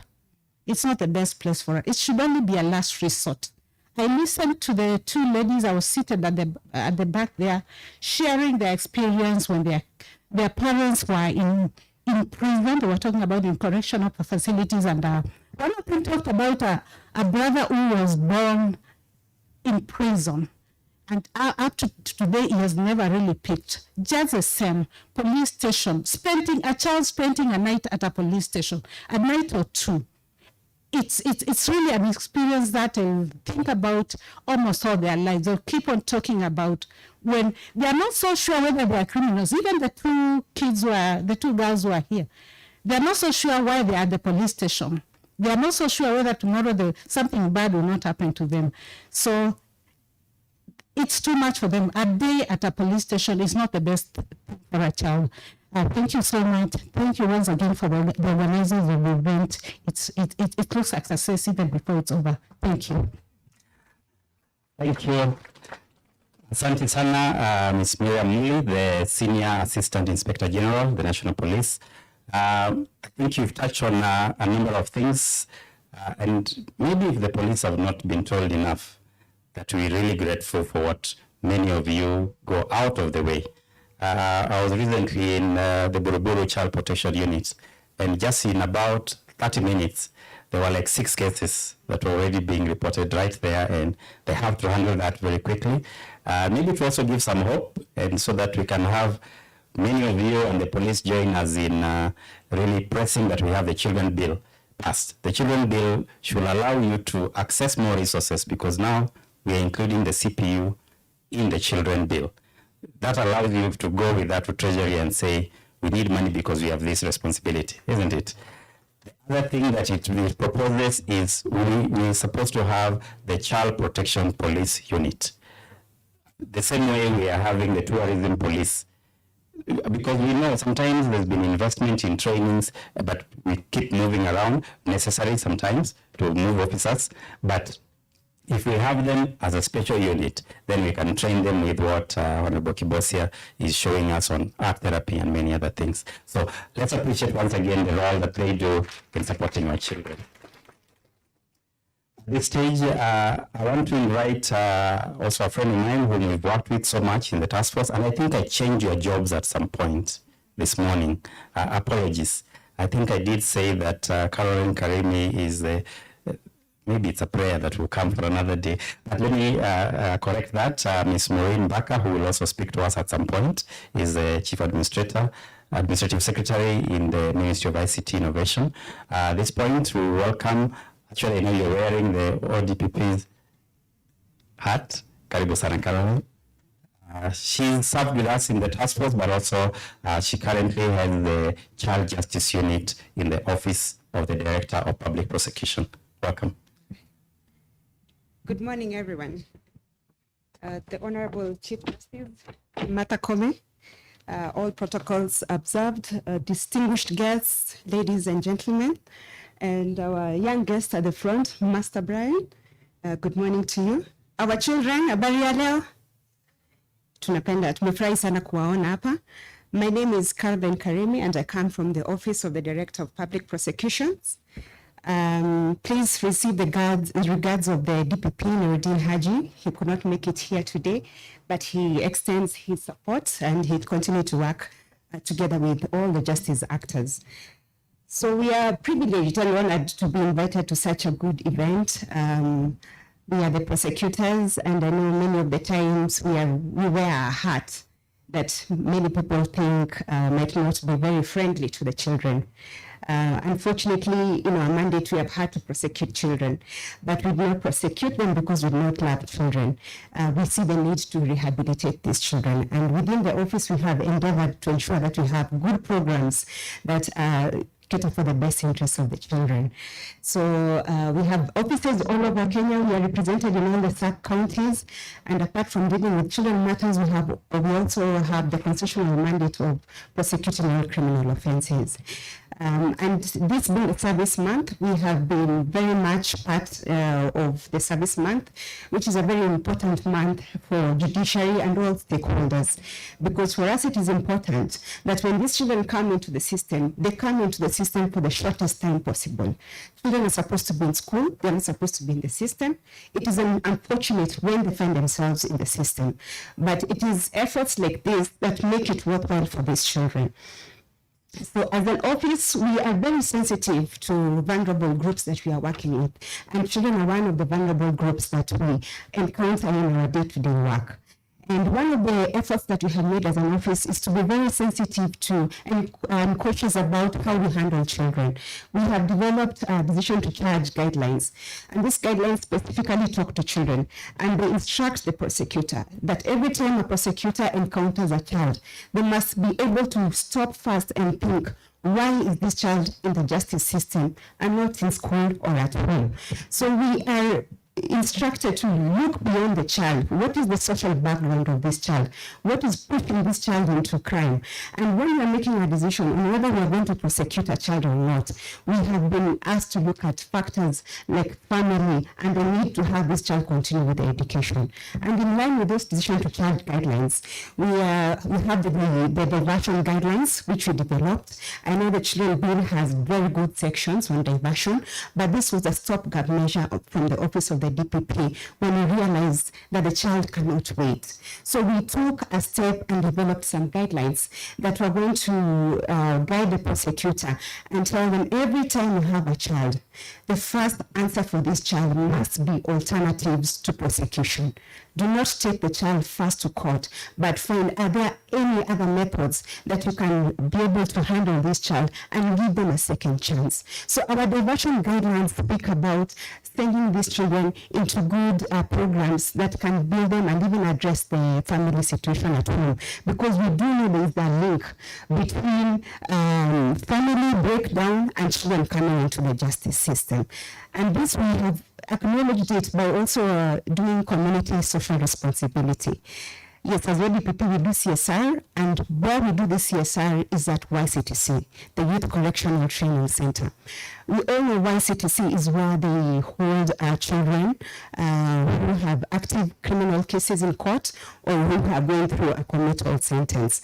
So we realized as much as we do process these children and we prosecute them, that they deserve a second chance. So we have been doing mentorship program at YCTC, and we have been bringing guests who can talk to these young men and encourage them and try to get them back onto the right track. And we know with time, because nothing happens within a day, we know with time there's going to be good change with our children. We have also been very keen on doing review of cases, and review of cases is something very similar to what we are doing with the service weeks. So every so often as ODPP, we will sit down with all the cases we have that are children cases, and we will review them with an effort of removing them either from the system, withdrawing the ones that are very petty. We have children in the system with very petty offenses, but we know it is always decision to charge is a continuous process. So, and also plea bargaining is one of the other ways we are dealing with children to ensure that we can get them back and out of the system as quickly as possible. In addition, we also have a specialized unit because we do realize as stakeholders that we must make efforts to have the officers who handle children be sensitive to these children and to their needs. And the best way to do that is to ensure every officer who handles children is able to go through a training that tells them what are the rights of the children and how can you safeguard those rights. But also in our work, we do face a lot of challenges. It has not been a smooth sailing process. We have many cases of witness intimidation. We know children being very young are very susceptible and vulnerable to adults. So we have some of our cases where we have children who do not come as witnesses to court because the family takes them away, and especially the counties that are bordering on the borders of Kenya.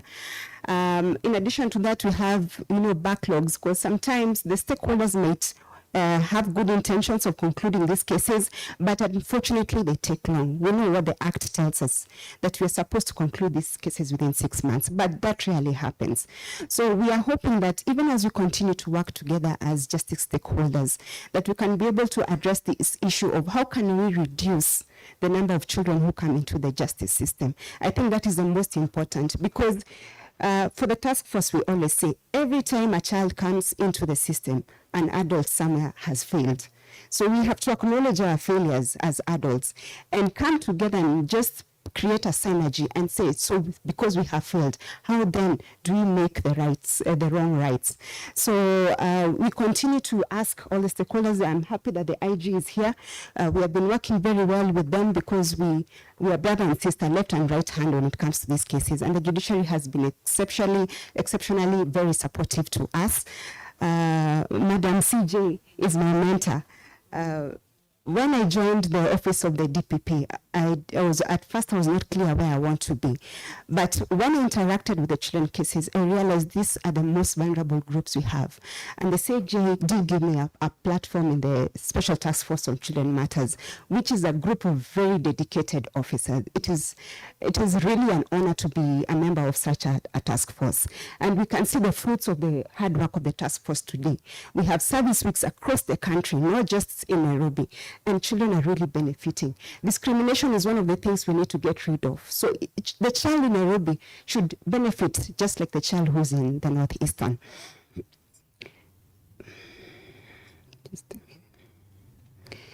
So we continue to pledge our support as the Office of the Director of Public Prosecutions. We have also developed guidelines for prosecutors because we want prosecution to be one of those services that is very efficient and effective and child sensitive. We are really making efforts as an office to create child-friendly spaces. We want when children come to our office and they encounter the justice stakeholders that they are able to have their rights upheld. So we have guidelines for the prosecutors which are going to be launched this coming week.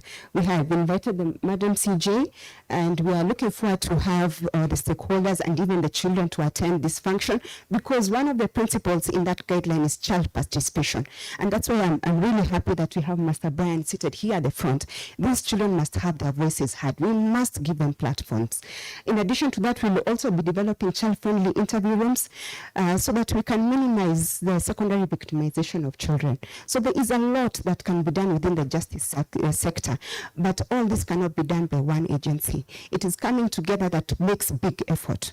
So we thank you for honoring us with this day, and we pledge to continue working together with the judiciary, the police, the partners, children. Anytime, please let your voice heard. We will be listening to you. Thank you very much. Shukran Bi Karimi ametueleza kwamba Isiyo kwamba ni jambo la kawaida kuwa na mtoto katika mchakato ama ile mfumo wa haki. Okay? I'm sure you can guess I googled that last part. Huh? Okay? But what you're saying is children should not be there. They have confirmed that they are doing everything. Even when they prosecute children, it's not because it's what we are to do. We need to ask ourselves as adults, where did we fail? That was a good one. Asante. Makofi kwake tena. I know we are a bit into our time, so we'll try and move it a bit faster. But at this time, we have very critical players in this process, and I want to invite Ms. Maureen Mbaka, who is the Chief Administrative Secretary, Ministry of ICT. This is very critical, and Maureen, as you speak, remember the Makadara Court Users Committee is the one that has done Juvenile Justice Information Management System. They can take you through it. It is owned and managed by NCAJ, and we need to scale it up so that the police are able to know in one go. If we could be handling a case of a child here, and the same case has been presented in the Central Police, how do you know that? How do you help a child not keep coming back? Right here, thank you. Thank you for that. The Honorable Justice Martha Koome, Chief Justice and Chair, National Council on the Administration of Justice, my colleague CAS, Dr. Sarah Ruto, Lady Justice Madeka, distinguished guests, children, ladies and gentlemen, good morning. It is our utmost pleasure to be part of the launch of the November Children's Service Month. I am glad to join you all this morning representing my Cabinet Secretary, CS Ministry of ICT, Innovation and Youth Affairs, the Honorable Joe Musheru. As the ministry, we endeavor to support the judiciary in its operations and do our best in all sectors. The Ministry of ICT has been part of the judiciary's journey in dispensing its function. For several years, the judiciary has been faced with the persistent problem of case backlogs, which technology offers a huge potential to solve. In line with the digital strategy and a sustaining judiciary transformation, the Directorate of ICT developed a case tracking system, CTS, to support the judiciary automate both court and registry operations with an aim to achieve expeditious delivery of justice. The CTS has since been successfully implemented in over 126 court stations. The onset of COVID-19 and subsequent restrictions accelerated the need for digital solutions across the globe. As the judiciary, like several other sectors, shut down courts shortly after the first case was reported. As an initiative to ensure continuing judicial processes, in July 2020, the judiciary launched the e-filing systems, which enabled court users to file all court documents electronically through the e-filing portal. The service is available in almost all courts throughout the country. The Ministry of ICT has assisted the judiciary on a work stream, data entry and scanning, to ease the electronic filing of court documents through the e-filing platform. This has been implemented through the Ajira digital program. We would like to commend the judiciary for embracing change and taking up the use of technology in its matters. This is inevitable in ensuring an efficient judicial system. There is a saying that goes, once a new technology rolls over you, if you're not part of the steamroller, you're part of the road. The ICT ministry recognizes that the pandemic has further pushed the government to rely on IT, and it commends the NCAJ for working together with partners to ensure provision of laptops and sitting of virtual courts to ensure administration of justice for children did not come to a halt. The Ministry of ICT would like to continue to work with the NCAJ to come up with more innovative ways to enhance access to justice. The Ministry of ICT recognizes that there is an increase of online child sexual exploitation that has been brought up today morning and abuse in recent times. As a response, the ministry launched the Hamwezi Tucheza Tuko Cyber Smart campaign to advocate for child online protection. It also works closely with the Anti-Human Trafficking and Child Protection Unit to ensure that cases of online abuse are identified and the perpetrators brought to book. to help with efficient and complete implementation of child protection measures, the Ministry of ICT calls upon the Ministry of Health to provide psychosocial support to the victims of online abuse and avail means for the victims to undergo teletherapy to reduce the trauma experienced. On this subject, we commend Makadara Law Courts for their innovation of the use of art and play therapy as well as teletherapy to ensure that children who are victims of abuse are cushioned from re-traumatization, and note that using child-friendly ways to examine affected children is encouraged. The ministry also notes the efforts of the NCAJ Special Task Force on Children Matters that piloted the Juvenile Justice Information Management System at Makadara Law Courts, and it is our hope that this information management system can be adopted by all the actors in the justice system to monitor the children erring and leaving the system, as has been spoken this morning. The ministry would like to commend the Honorable Chief Justice for launching her vision for the judiciary, and also under her leadership launching the NCAJ Strategic Plan 2021-2025 with keen focus on children issues. We pledge our support to both the judiciary and the NCAJ as and when needed. We thank the NCAJ Special Task Force, again on Children Matters, under the leadership of Honorable Lady Justice Teresia Madeka, for leading the team and ensuring that their community participation in understanding the child justice system and emphasizing the notion that the justice system should be fit for children. As the judiciary continues to hold the annual Children's Service Month, we shall be in support and always look forward to collaboration with the NCAJ. It is clear that partnership between the Ministry of ICT, Innovation and Youth Affairs and the judiciary has borne fruit in improving access to justice to the general public and, in specific instances, children of Kenya. It is our hope that this partnership will continue to mature and be of utmost benefit to all stakeholders in the justice sector. In conclusion, I will leave you with this quote of a former US president. He said, "If future generations are to remember us more with gratitude than sorrow, we must achieve more than just the miracles of technology. We must also leave them with a glimpse of the world as it was created, not just as it looked when we got through it." Asanteni sana. Asante sana Maureen. Thanks, and at least kwa sababu umetaja ile ambayo ilikuwa kwa roho yangu imeponya. At least JJMS or Child Justice Information Management System. I know none of these things work in isolation. You've got to build them in the bigger context. I'm going to invite Daktari Ruto, Sarah, who's again worked with us in a long journey in this. Children need to be in school. They're not supposed to be in there. So I'm sure watoto tunakurudishia.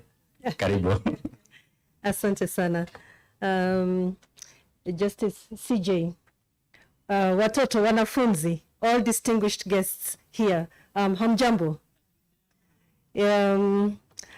My boss, the professor, sent me here, and I have his words which I'm going to read. But since I am here, please allow me to just take 2 minutes to also give my own comments.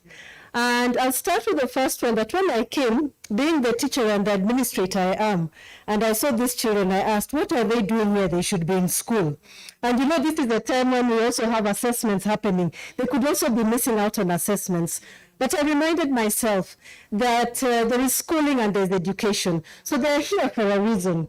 And if we make this an educative moment, then they will also be learning. And so as we are talking, and this is a challenge to all of us, including myself, let us also talk in a way that the children will remember. And when they are doing their projects, because that is what is CBC, then it will be easier for them. Maybe the justices, you should have come with your gown again, so that they can remember, when I grow up, I want to be like this, etc. So you have permission to be here. But the second thing was that it has been a very reflective moment for me. I was here from when it was starting. And when Natasha and Leila spoke, and Magistrate Kibosia came in, I was struck by the failure. We are still, the failure we are still, by omission or commission, as an education system, we are failing in a part, and that we need to strengthen. We have done a lot, but we need to do more. Because as I stand here, education and the school is a place that can be of healing. So let us make it so. And there are some opportunities that are very near us. For example, we all know that the government today gives a capitation grant per child. It is calculated per child who is in any public learning institution. And we also have, of this grant, there is what we give to the special children. And the special children have often been, I think, recognized in a small way, only maybe those who have hearing impairments, visual impairments, who have various disabilities. If we widened that to also include children whose parents are facing certain issues, then I think, Natasha, you wouldn't have struggled in life. I think that Magistrate Kibesia, all these buying of boxes, you wouldn't do that because for a child in secondary school, whereas others receive 22,000 per year, the special children receive 57 per year. It would have been adequate to deal with these small things that money can solve, so that all of us deal with the bigger things. I think that was my reflective moment, what I take as my homework to do so that we collectively do what we need to do. I've been already warned not to speak for too long. I think I've taken too much time, so I have to read my boss's speech. Please allow me. The Honorable Chief Justice and President of the Supreme Court of Kenya, Honorable Lady Justice Martha Koome, all distinguished guests, children, ladies and gentlemen. I thank you very much for inviting me to be part of this event. At the Ministry of Education, we are responsible for nurturing 15 million children enrolled in our basic learning institutions, the most formative years, 4 to 17 and 18 years old. Each year, the ministry is able to administer national examinations to some of the children in holding institutions in Kenya. And this we have done well. We follow our children during national examinations so they do not miss out. But we can do a little bit more. As it were, some of the children in holding institutions are denied their basic human right of access to education. Overall, there are many children where children's legal and human rights are violated just because they live in holding institutions. Additionally, there are many reported cases of various violations of children in the country, many of which leave a lot of indelible marks in the lives of these young people. As the ministry that is responsible for all matters related to basic education and training, as provided for in the Basic Education Act, number 14 of 2013, we promise to work with relevant state departments to ensure children of school-going age are supported to attend school wherever they are. To this end, all concerned parties must assess children of all ages and their educational needs at the holding institutions or wherever they are, with a view to identifying programs that are viable for child holding institutions. We are therefore happy to support all efforts of the parties in this meeting today to ensure we are part of the campaign that will ensure a justice system fit for all children. Thank you very much. That is from Professor Magoha. Asante sana daktari, makofi kwake tena. Sijui kama wote tumesikia na hasa watoto. Daktari amesema kwamba sio ule daktari wa kudunga, ni ule daktari wa vitabu. Sivyo? Amesema kwamba mmepewa ruhusa ya kuwa hapa kwa sababu pia mnasoma. Kwa hivyo make sure kwamba umeandika notes, kirudi kwa darasani unaeleze mwalimu, sawa? Thank you very much, and indeed the Institute of Education plays a critical role in this process, also in the prevention side. When we keep children in school, we prevent them from getting into the justice system. So we really appreciate that. I know we have just about 25 minutes left, but may I beg Honorable CJ that the children had made a request that they make a brief presentation, and then their president Then Deputy President will speak for 5 minutes, and then we let Honorable Mateka invite you kindly. It is their day. So we'll have a small presentation by the Imani Children's Home, and then after the President will come to speak. I think maybe he'll also introduce the Deputy President.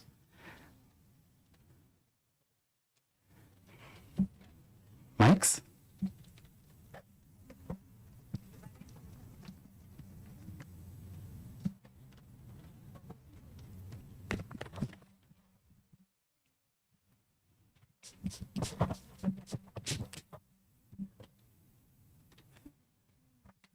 Welcome, Chief Justice. Welcome you today. We have been waiting for a long, long time. Life is so dear. We feel so happy. We know everything is going to be done. Welcome, Chief Justice. Welcome you today. We have been waiting for a long, long time. Life is so dear. We feel so happy. We know everything is going to be done. Welcome, Chief Justice. Welcome you today. We have been waiting for a long, long time. Life is so dear. We feel so happy. We know everything is going to be done. Welcome, Chief Justice. Welcome you today. We have been waiting for a long, long time. Life is so dear. We feel so happy. We know everything is going to be done. On behalf of my brothers and sisters, in front of you is the Imani family, ready to present to you a song. So sit back, relax, and enjoy yourself. Be my guest. Tukiona Chief Justice wetu anameremeta kama nyota. Tukiona Chief Justice wetu anameremeta kama nyota. Tukiona Chief Justice wetu anameremeta kama nyota. Tukiona Chief Justice wetu anameremeta kama nyota. Viatu, mavazi na nywele murembo. Viatu, mavazi na nywele murembo. Chief Justice wetu anameta. Chief Justice wetu anameta. Anameta kama nyota ya uzima. Anameta kama nyota ya uzima. Chief Justice wetu anameta. Chief Justice wetu anameta. Anameta kama nyota ya uzima. Anameta kama nyota ya uzima. God bless you. Thank you very much. I know you yourself as a declared Honorable Chief Justice that you are a Chief Justice for Children. Na wamesema wamekutambua. Thank you very much for that. At this stage, I'll invite Master Brian, Brian Jagi, who is the President of the Children's Assembly.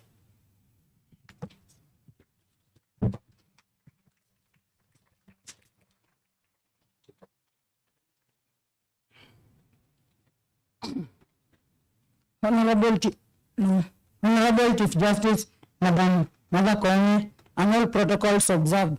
My name is Brian Jagi. I'm the President of the Children's Assembly, and that's my deputy. Her name is Michelle. I'm here to talk about matters concerning the Children's Assembly. We need annual meetings of the Children's Assembly. They should be well funded, and we need yearly annual meetings and Children's Assembly in every sub-county. Children's Assembly should be fully funded. When all these matters are well taken care of, the children will be happy and I, the President, will be happy. Thank you.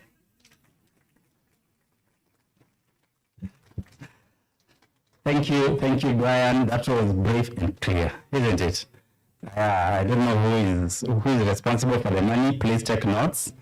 And next year when we meet, we will take stock from there first. Chief Justice and even Dr. Sarah Ruto, in the school actions that have been happening in the recent past, we've had conversations a lot. I do lead a structure called Children Agenda Forum It brings together civil society and academia and others. And what has been clear that schools that have active children parliaments or assemblies that engage meaningfully have less chances of having riots and the arson that is happening. So I think when Brian demands that this must be made to work, it is not just for them. It is indeed for the benefit of the entire country. Asante sana, makofi kwake tena. So at this stage, I want to invite my chairperson of the task force and friend, Honorable Lady Justice Teresa Mateka, to take us over from there, make her remarks, you invite the CJ, and thank you.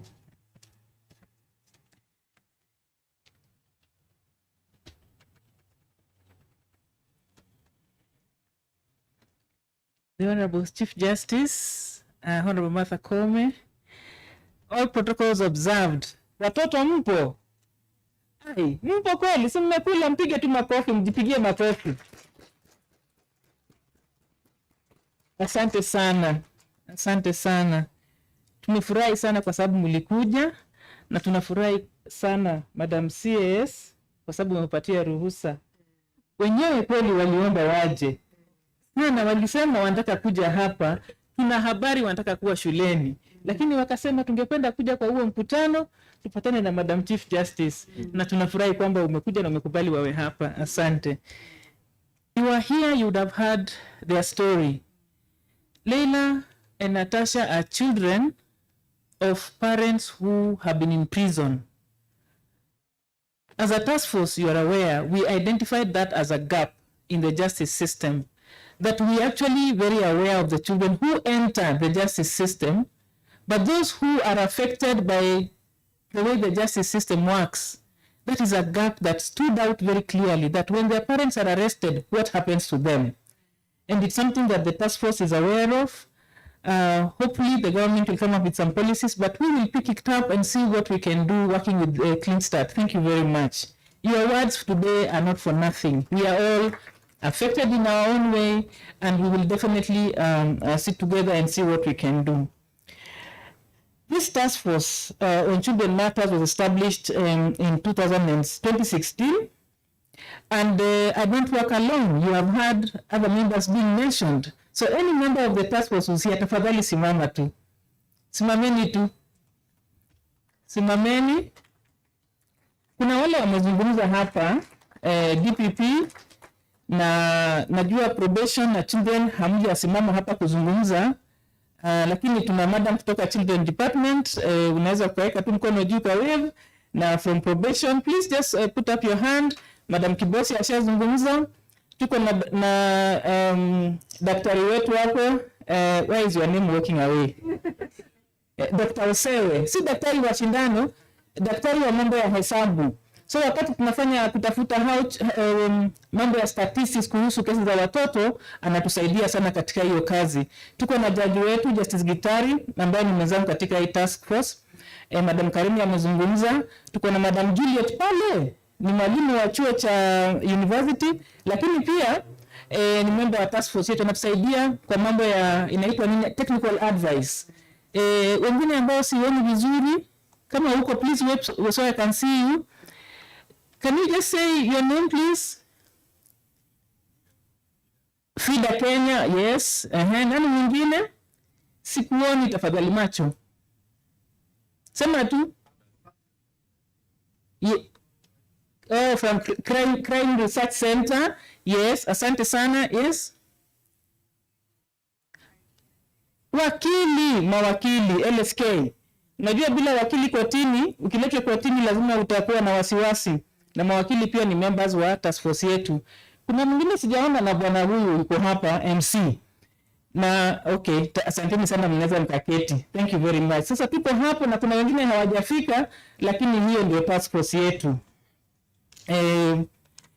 Wakati when the task force was put in place, it was given a mandate to look into the gaps in the justice system when children come into the system, whether in conflict with the law or in contact with the law. Now we have another big group of children whose parents are being arrested and charged with an offense. and also to clear backlog of cases. And therefore, we came up with the service weeks, so as not only to clear the backlog of cases, but also to raise awareness on the rights of children. Mesikia, pia kuenda kuambia watu kuhusu haki za watoto. Since this exercise began in 2017, the courts have managed to clear over 5,000 cases of children cases.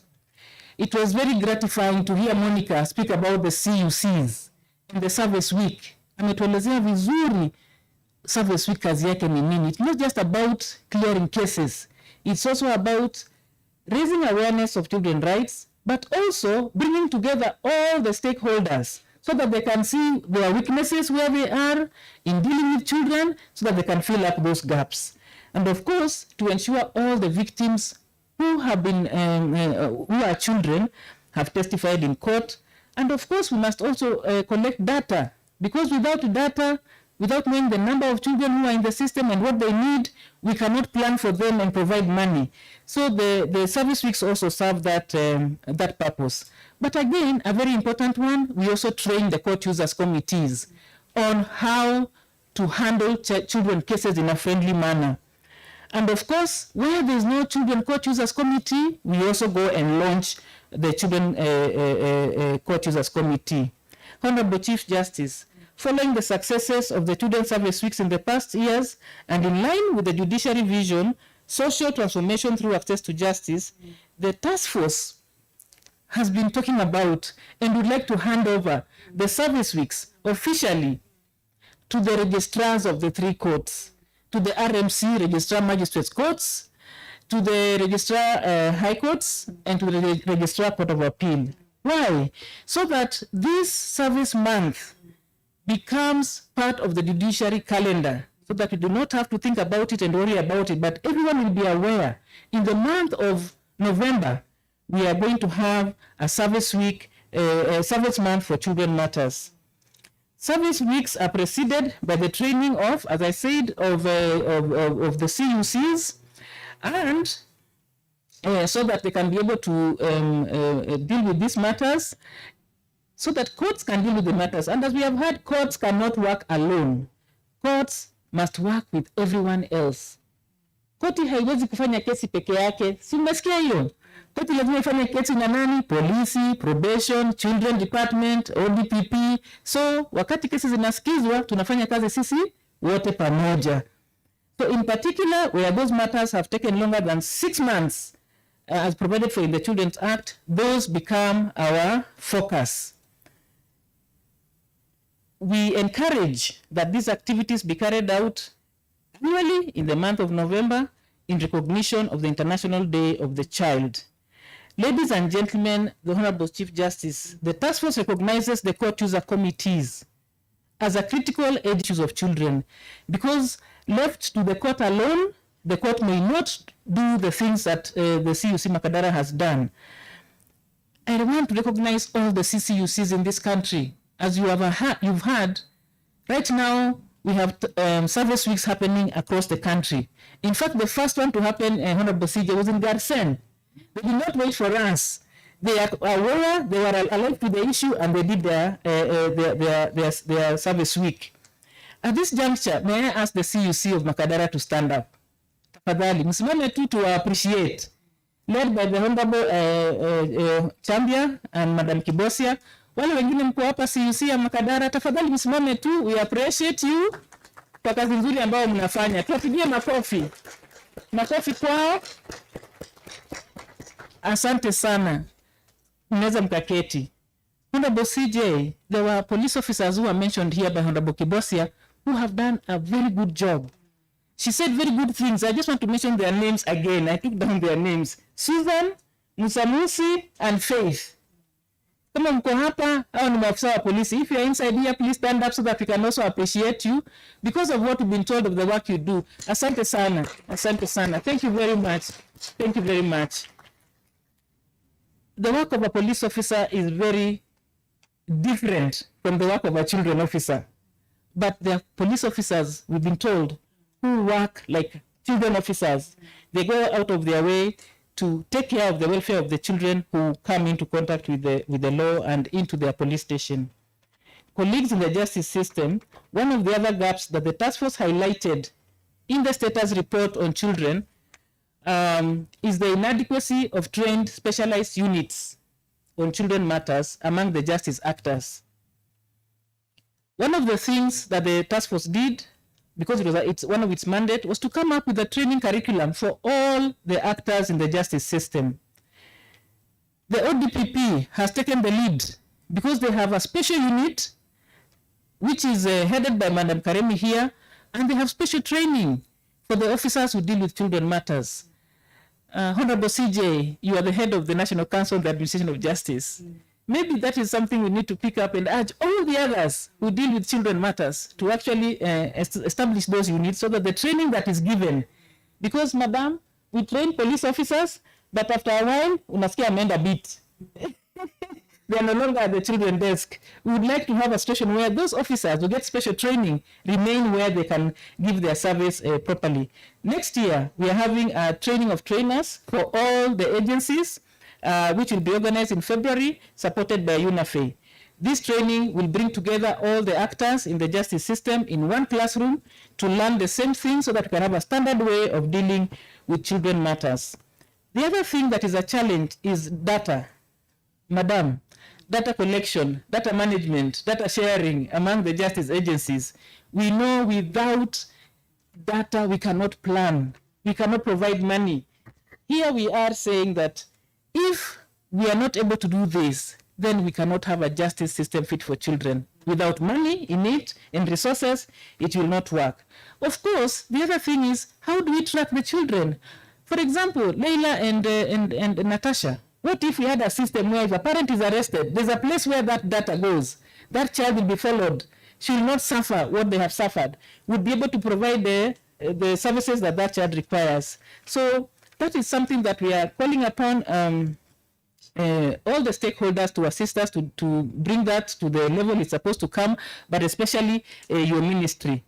We thank UNICEF because they talked about it also and we've done it for supporting the costing of the children bill, which has gone through the first reading. We call on our partners to support the Juvenile Justice Information Management System, which is an innovation of the task force that will enable us to collect data on children in the justice system. Honorable CJ, our guests, ladies and gentlemen, having recognized the need to increase the critical mass of specialized trained officials on children matters, the task force has embarked on the process of partnering with higher learning institutions. This partnership is to encourage learning institutions, in particular law schools, to include child law in their curriculum and to have learners in these facilities conduct activities that advance the rights of the child. Today, we recognize Strathmore University for pioneering this initiative and conducting the Cindy Wakio Moot Court and hosting the first annual Child Justice Summit. We also recognize Kenyatta University students as established the first ever Wakili wa Watoto Club. These two initiatives, we believe, will go a long way in carving out a niche area for students in the field of child rights and in turn ensure the rights of the children are protected and increase the number of lawyers willing to represent children. One of the challenges that we've always had, and my brother here has talked about it, when you talk about children matters in certain areas, people think it is too much. The challenge has always been to get a lawyer to represent a child. We are grateful that now a bit of money has been set aside to do that, and that children can get advocates to represent them. At this moment, I'd like to ask the students from Kenyatta University who are here to just stand up so that we can recognize you for having set up the first university to set up the Wakili wa Watoto clubs. Please. I am not sure whether we have the winners of the Cindy Wakio Moot Court here with us. Are they present? Okay. So KU have set the ball rolling. We hope the others will follow. I've heard that Kabarak are doing the same. So we hope to see them also as well. Karibuni sana and asanteni and all the best. In conclusion, colleagues, Honorable Chief Justice, I want to appreciate everyone present for your agility, ile kujitolea, and commitment towards administering justice for the children. In this regard, I'd like to make a clarion call. We heard from Madam from police. Let us be very what is the word? Restrain ourselves from keeping children in custody. If a child gets to a police station like the 2 kids we've seen today, let us find a way of getting them in the courtroom so that they can get an order for them to be placed in a place where their welfare can be taken care of. And even those who are in institutions, their place is at home or in a home where they can be taken care of. Keeping children in custody for long, keeping children in police cells for long is against the spirit of our the word and spirit of our Constitution. As custodians of justice, my fellow colleagues in the judiciary, this is one place that we need to come together and try not to keep children in custody for too long, especially if they are waiting for their cases to be heard. If a child does not have bond, has not been able to raise bond, let us do our best to find a way to either hurry up their case so that they get out of the system. This will be in line with the requirement of the Constitution, the Children Act, and the international instruments that we have signed. At this juncture, let me take this opportunity to thank all our partners, the U.S. Department of Justice, UNICEF, IDLO, Mtoto News, Save the Children, Child Fund,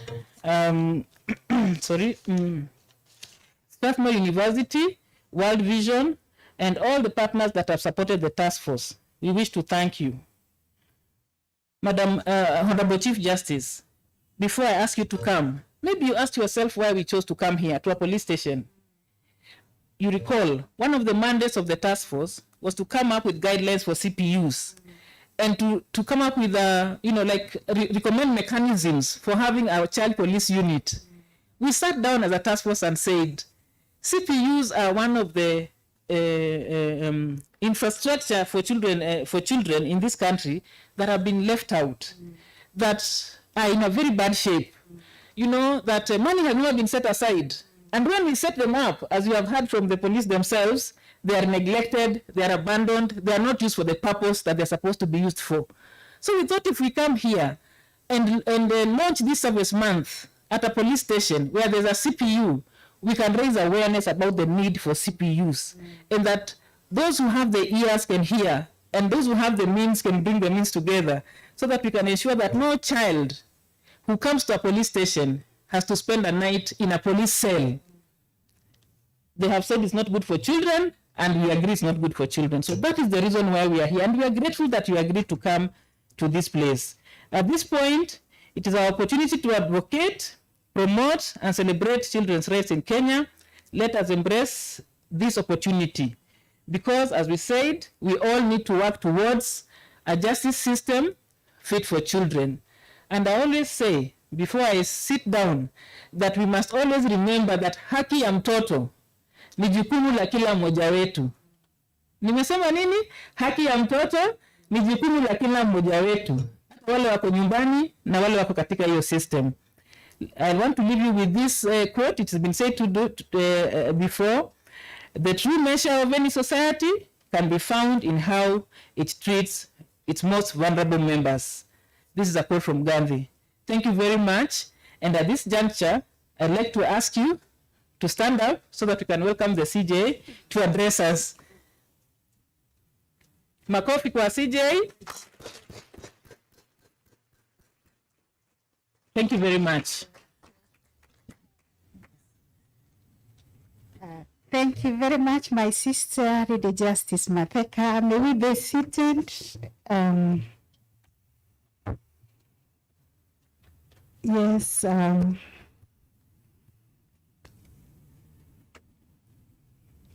really have no words today to express my gratitude. Seeing all of you here today, allow me to recognize each one of you in a very, very special way, and really to thank you for the work that you do for children, and allow me to celebrate you as if I were able to call out each one of you by name. Good. Esther, good morning. Good morning. Yes, it's really a great day for me. I recognize also our CAS education and Dr. Sarah Ruto, and the CAS, Ministry of ICT, the judges, the task force, our hosts, our dear children. These children are my children, Imani Children Home. I am their grandmother. I know them each by their name. I have known Imani Children's Home since 1996, when I was invited by the Department of Children's Services to celebrate the African Day of the Child. And she took me to Imani Children's Home. And that's when I adopted Imani Children's Home. These are my, don't you see they look like me? Yes, I celebrate your mom, Faith Wanjiru, a very patriotic Kenyan who sacrificed her home and her life in 1992 to open it for children. She has been looking after the children. I think every day about 400 children sleep and eat under her roof. Let us celebrate Faith Wanjiru. You see how the children look beautiful. They look so confident. And they are so smart. They are so healthy. And these are children who depend on Faith Wanjiru, a woman who just relies on prayers from God to have everything that is required to give to the children. So it's really an open heart that she has. And I celebrate her and celebrate all of you. Allow me also to appreciate Kamukonji Police Station for welcoming me so warmly, for really offering distinguished service to the children despite the challenges that you have as a police station. Looking around, I can see the challenges that you have. We are all seeking for funds to see how we can enhance our infrastructure to be able to render services to Kenyans in dignity. Because even if you are coming to a police station, you want to be handled in dignity. You are still a human being. And therefore, we will walk this journey together of looking for funds, in addition to being the Chief Justice, a jurist, a lawyer, a judge. I'm also a woman of faith. I'm a woman of God. I believe in prayer. And looking at this space, I can see a ultra-modern building coming up where we are going to have an amphitheater where we can meet like this and discuss matters that affect us, where we can have a child protection unit, where we can have decent offices for police officers to operate from, and where, even other members of public coming here, the busiest station in Nairobi, can actually reflect what is Nairobi. Look at this. Look at what you are serving. You are serving a multi-billion economy. And, this should shame all of us working in the government. And I will join to ensure that we get funding that is necessary for us to have an infrastructure to reflect the kind of work we give. So listening to the previous speakers, I really find that I have no words to say. As a good lawyer, I could just say, my work is done, and I associate myself with all those very encouraging speeches. When Madam Karemi speaks, I feel like I should retire today, because the baton has really been taken from my hand and just asking to hold for me a farewell party, a retirement party. When Monica speaks, when Judge speaks, when the CAS speak, and indeed these are women who are committed, like Dr. Sala, For the last 30 years, I've known her talking and speaking and working for nobody else but education. So our children are really in good hands. All we need to do is continue encouraging each one of us, whatever we are doing, so that our children can realize their full potential, because I see great commitment in this house. When I see the Wakili Club, the Watoto Club, I am really, really inspired. But I woke up at 3 a.m. to write a speech, so I must read it. So, distinguished ladies and gentlemen, the month of November is an important one for our children. We celebrate it internationally as the Day of the Child. It was proclaimed all the way back in 1925 during the World Conference on Child Welfare in Geneva. The International Day is celebrated worldwide on 20th November every year. It converged globally, and we all speak on issues of children welfare and well-being. We in the Kenyan judiciary marks this significant commemoration throughout the month of November through targeted service weeks to address cases involving and affecting children.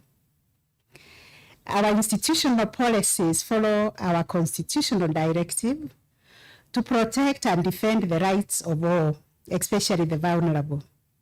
As a result, the judiciary's vision, social transformation through access to justice, and the National Council on the Administration of Justice Strategic Plan 2021-2026 place an emphasis on enhancing access to justice for vulnerable groups, including children.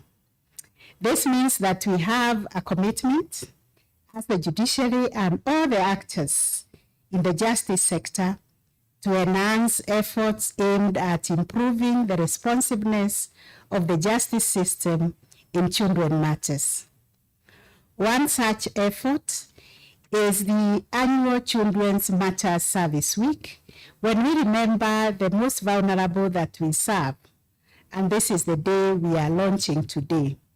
We have also institutionalized November as the month when we serve children in our quest to ensure expeditious disposal of their matters.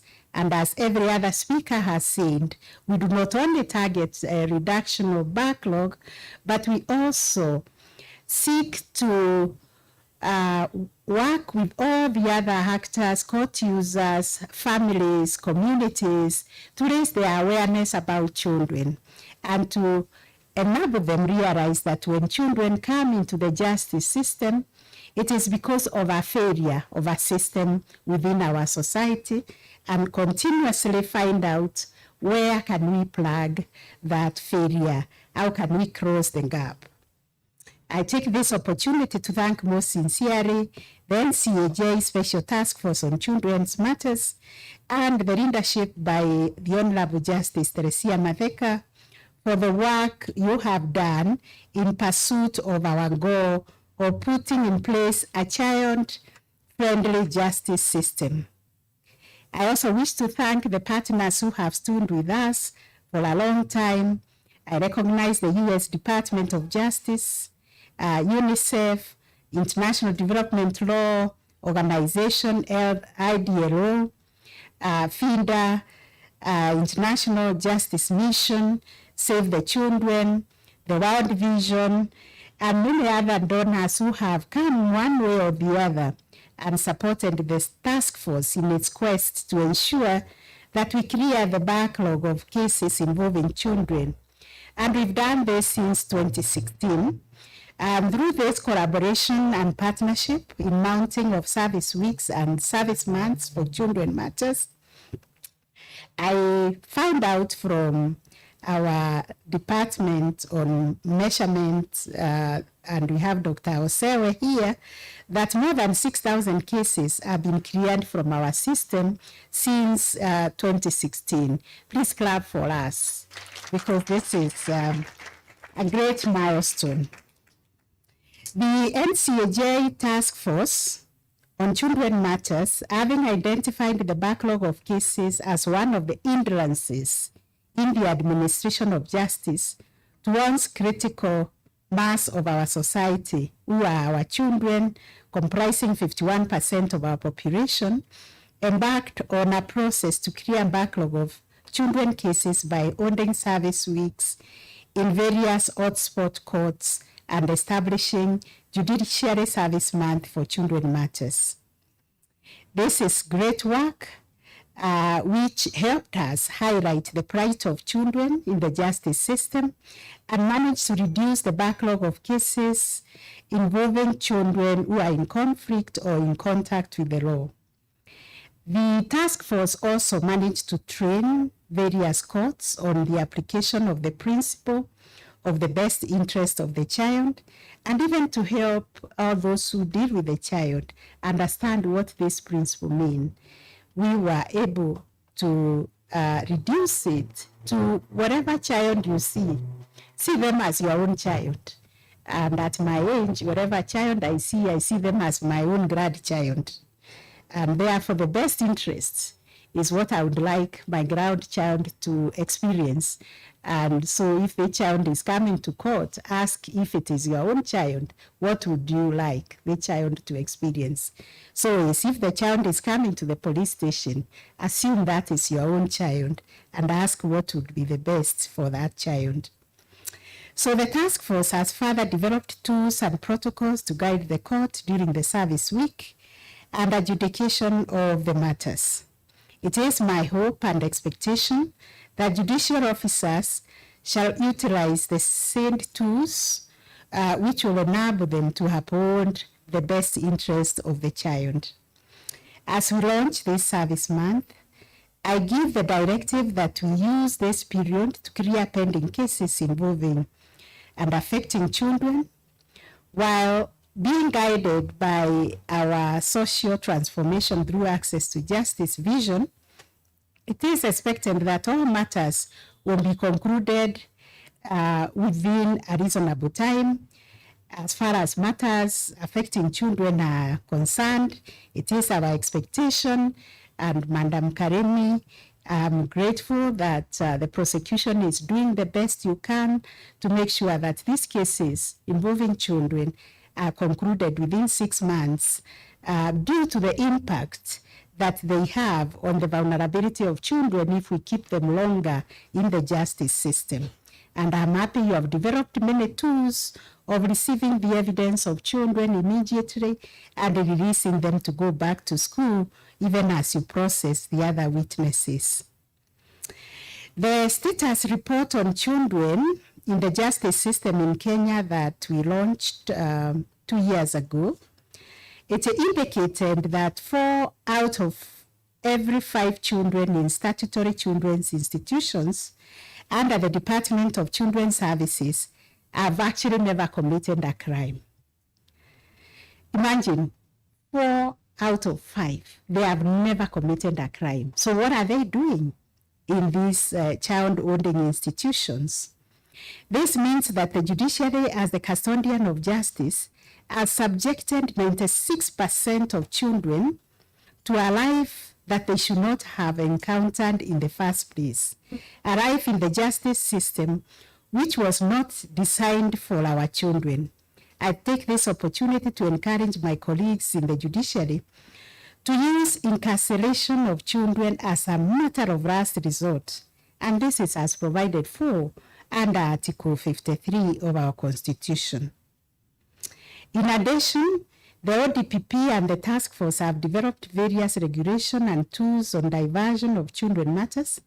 I would like to encourage all the justice actors to make use of these guidelines. It is our duty to ensure that children are diverted from the justice system as much as possible to enable them attain their full rights as espoused within our laws. The same status report found that some of the factors that led to the delay and denial of justice for children who are victims of crime and those in conflict with the law include 1, neither the victims who are mostly girls, nor their parents report the incidents immediately. And these are many cases.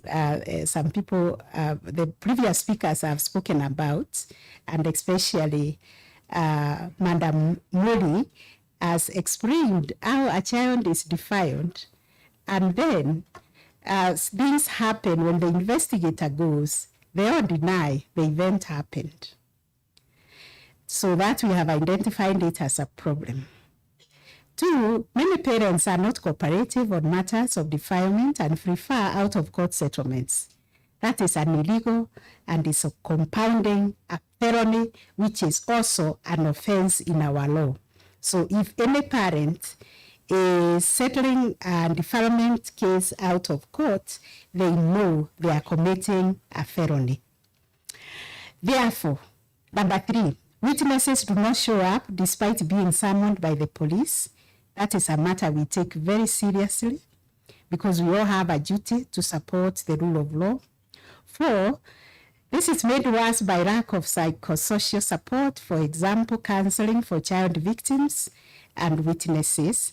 And I'm sorry I missed that presentation in the morning, but I know something is happening to support our victims. And lack of legal aid for children who are victims of crime and children in conflict with the law.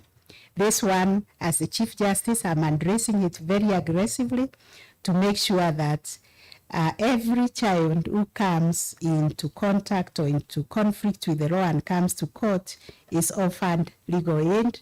Instructions are already out there. The magistrates are empowered to appoint a lawyer for every child. The judiciary encourages a coordinated and multi-sectoral approach in tackling these systemic challenges faced in the delivery of justice to our children. I want to appreciate and laud the spirit of collaboration and partnership that has been demonstrated by the actors in the justice sector working under the auspices of the NCAJ Special Task Force on Children Matters. It is through this spirit of interagency collaboration which animates our 2010 Constitution, and this is what will enable us deliver on our shared responsibility. Justice Madeka was around to say that the well-being of our children is our shared responsibility. We need to access justice to children who are considered vulnerable groups, and this is also spelled out under Article 21(3) of our Constitution. In furtherance of this spirit of collaboration and partnership, I direct all court stations to put in place children's court user committees as forums to coordinate matters relating to delivery of justice in children matters and as a vehicle to sensitize the community on matters relating to child justice system. And this will be done because NCAJ is present here. I am the chair. And we have to just direct the court users committees and supervise them to have a child CUC. The Children's CUC ought to engage in creation of awareness on children's rights within the community and encourage child protection during this month and even after. The Child CCU ought to use the service month to sensitize court users and members of community on emerging issues in child protection and alternative dispute resolution mechanism to resolve children matters. Matters of child custody, child maintenance, those are best matters resolved through the court annex mediation. The report highlighted also the gaps in legislative and policy reforms, quality care and infrastructure, and in coordination and sensitization of child justice actors. We came up with the Big 7 agenda for child justice, and we were trying to mirror the government's Big 4 agenda. And for us, we wanted to make sure that issues on access to justice for children are addressed.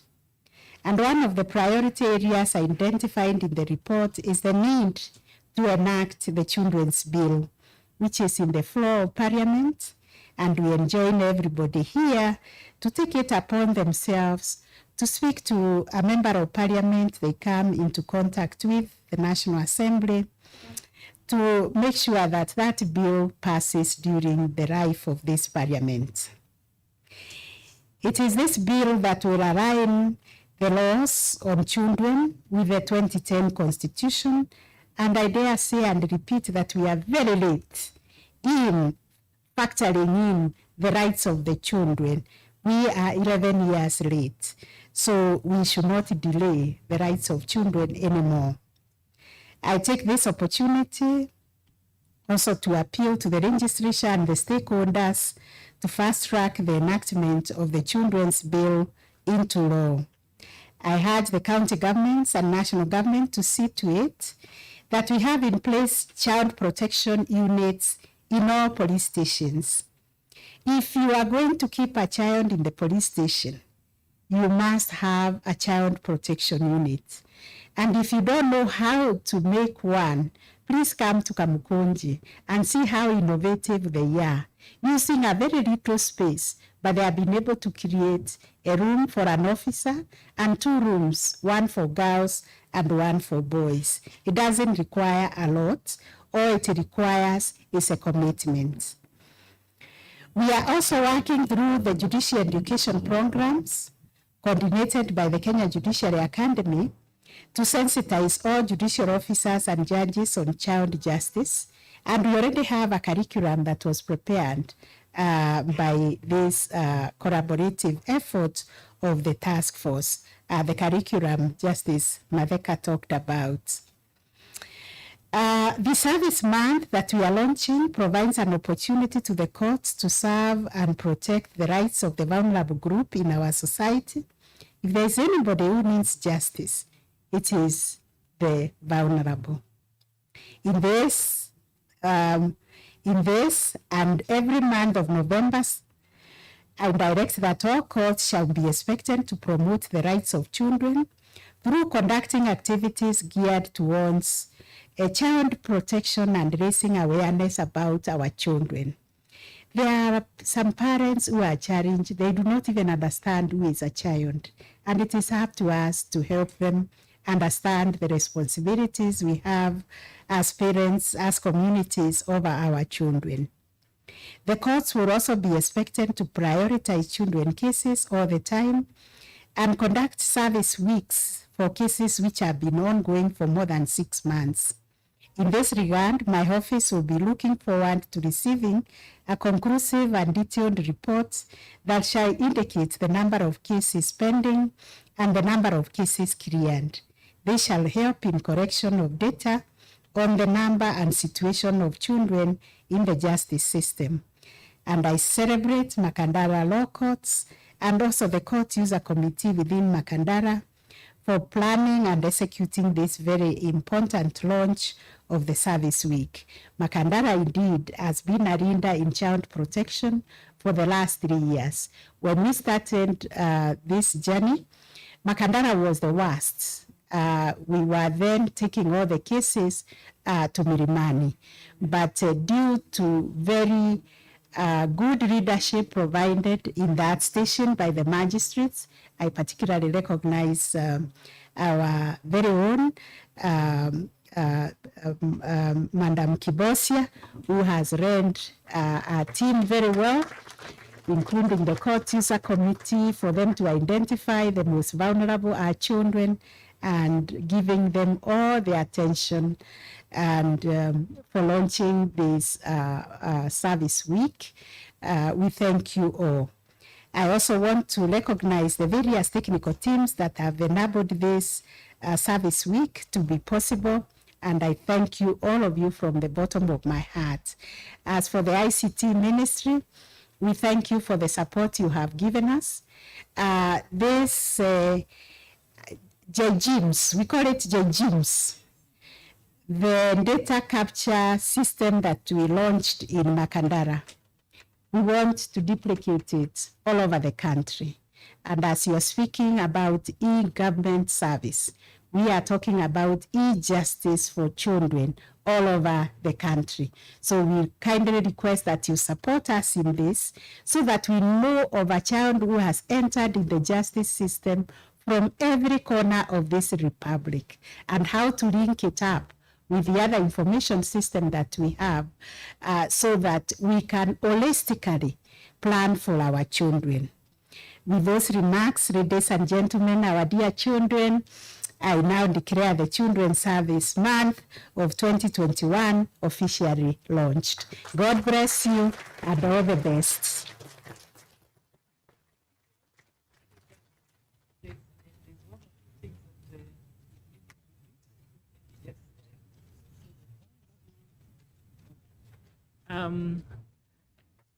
Before the Honorable CJ leaves, there are two things that we wanted her to do, and she graciously agreed. The first one is to give a certificate to the team from KU, Kenyatta University. So we shall go down so that, here I call upon the chairman or the chairperson of the Kenyatta University School of Law, Mtoto wa Watoto Clubs, to come forward. Please come forward. Please come forward so that you can receive your certificate.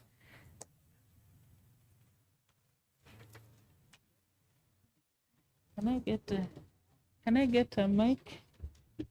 Go down. And do the next part. Ni ingine tu, the other one. Yeah?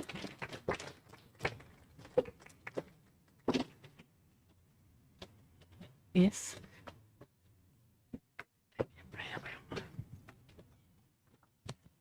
Okay, I'll stand here. Okay. Sorry, I had not noticed. Okay. Okay.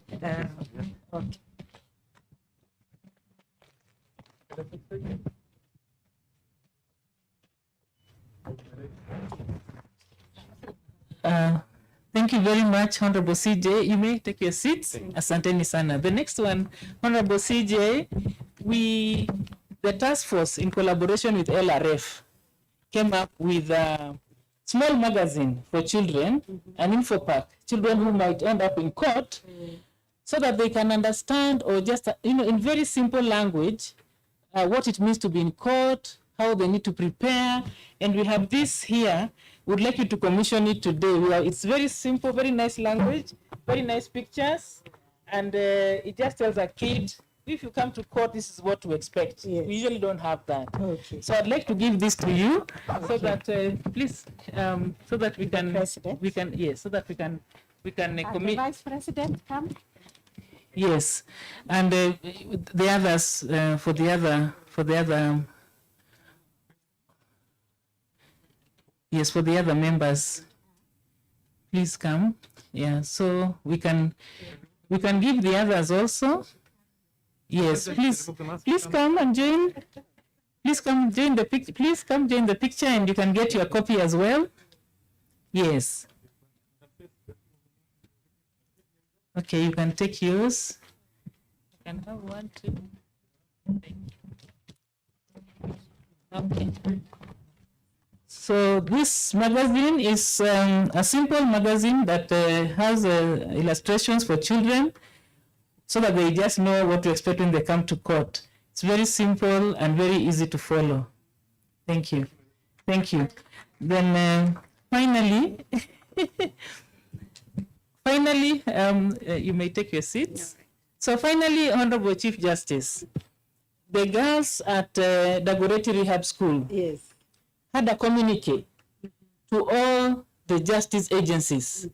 They would have wanted to be here, but they are children in conflict with the law, so it would not be possible. They may have wanted to participate, through virtually, but we are not sure about the internet. So they send it to us, and here it is. So I'd like to hand it to the Vice President. Your name, please, Madam? Michelle Jerry. Madam Michelle Njeri, Honorable Her Excellency Honorable Michelle Njeri, the Vice President of the Imani Children's School. children's home, yes, so that she can hand it over to you, so that you can share it with the other agencies at the NCAJ. So Michelle, come I give to you, then you can give to the CJ. So this is from your fellow students, but they are not here, they're in a rehabilitation school. Thank you. So it's your honor now. Okay. You can join here. No, it's okay, just join, please. Just join in. Madam, please join in. Okay. Thank you very much. Thank you. Thank you very much, Honorable CJ. Maybe you wanted to say something? I want to assure Excellency, the Vice President of the Children's Assembly, that the memorandum is well received. I will read it and I will act on it. I will reply to it. Yes. Thank you very much. I think we are done. Do we need to go up? A group photo here. Okay. Who is? Okay, you can take this. And thank you so much, Honorable Mateka. As we finish up, after this group photo, Honorable CJ, if you don't mind, we'll have one of the children, Omar, who will give the vote of thanks and pray. And you are all invited for, will you still call it breakfast? Yes, at the tent there, even as you leave. But once the photos are done and the prayer will allow the CJ and the entourage to leave, and then we can have the breakfast. Thank you.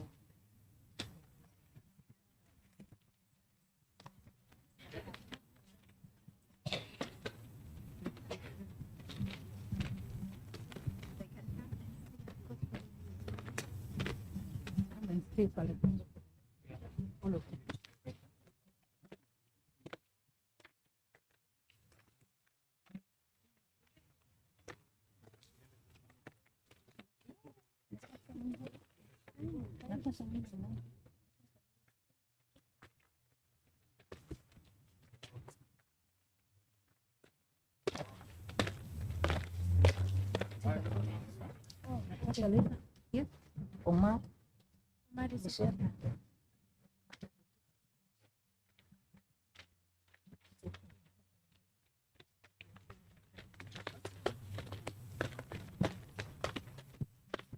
The next photo is KU, and we are ready. Please, Honorable CJ, just take your seat. And the Wakili wa Watoto Club, and join him.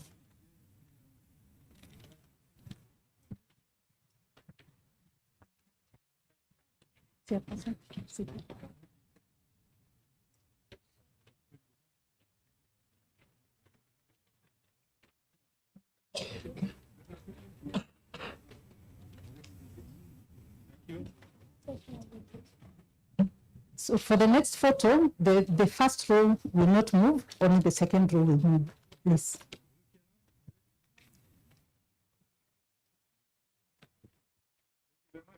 Next is Michelle, Omar, Leila, and Natasha. These are the people that I think, Honorable CJ, you had, they shared their experiences with the justice system. Do you have development partners? Please come. Your photo is next. And then Makadara CUC. And finally the hosts, the police. Don't leave, CS.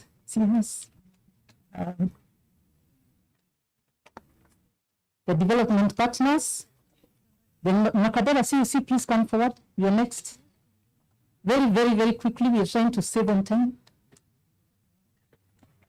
Come and stand here near this screen, please. Near this screen. Very, very, very quickly. The police, please get ready. You're next. The last photo will be the police. This is Makadara CUC, please line up. Very, very, very quickly. Thank you, police. I can see the national police. Stand here, you're next. Hapo kando. Hapo kando. This is not, this CUC, or you're part of the CUC.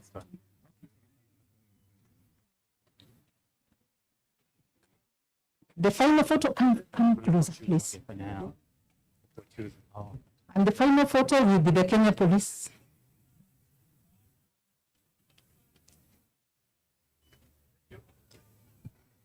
This is the last photo of the police.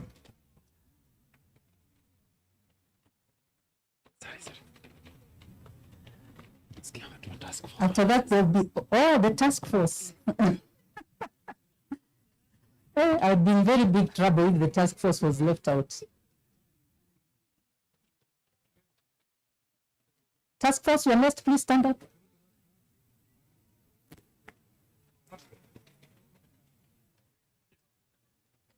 The task force, the hosts who have brought us here.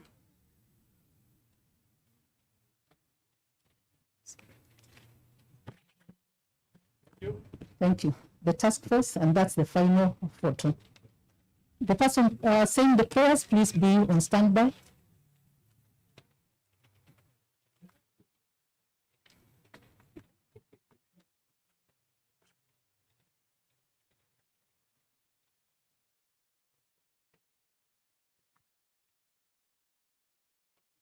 Michelle saying the prayers will be the next one.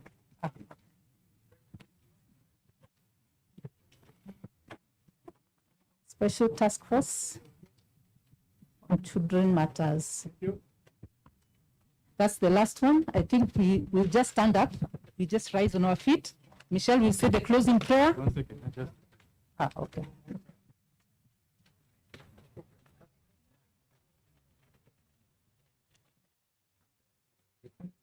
Yeah.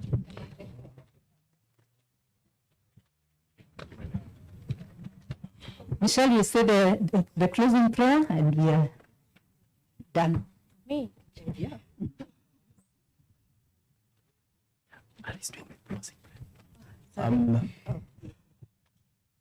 Thank you so much. I want to do also the closing remarks by Sam. I want to thank the CJ. I want to thank the organizations that have all been here, making this day the day. And I also want to say that we learned a lot as children in just a couple of hours or just a couple of minutes. Just imagine if we had these forums, these things initiated in our schools each and every single day, each and every single month maybe. We'd have been learning a lot. So let's all rise for the Most High.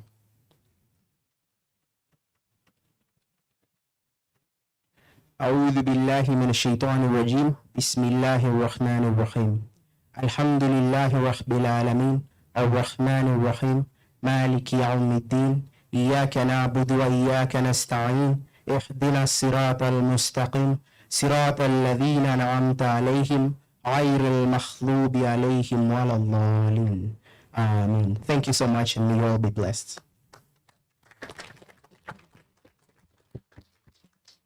Let's give a chance to the CJ's entourage to leave first, and we are all invited for breakfast after this. Thank you.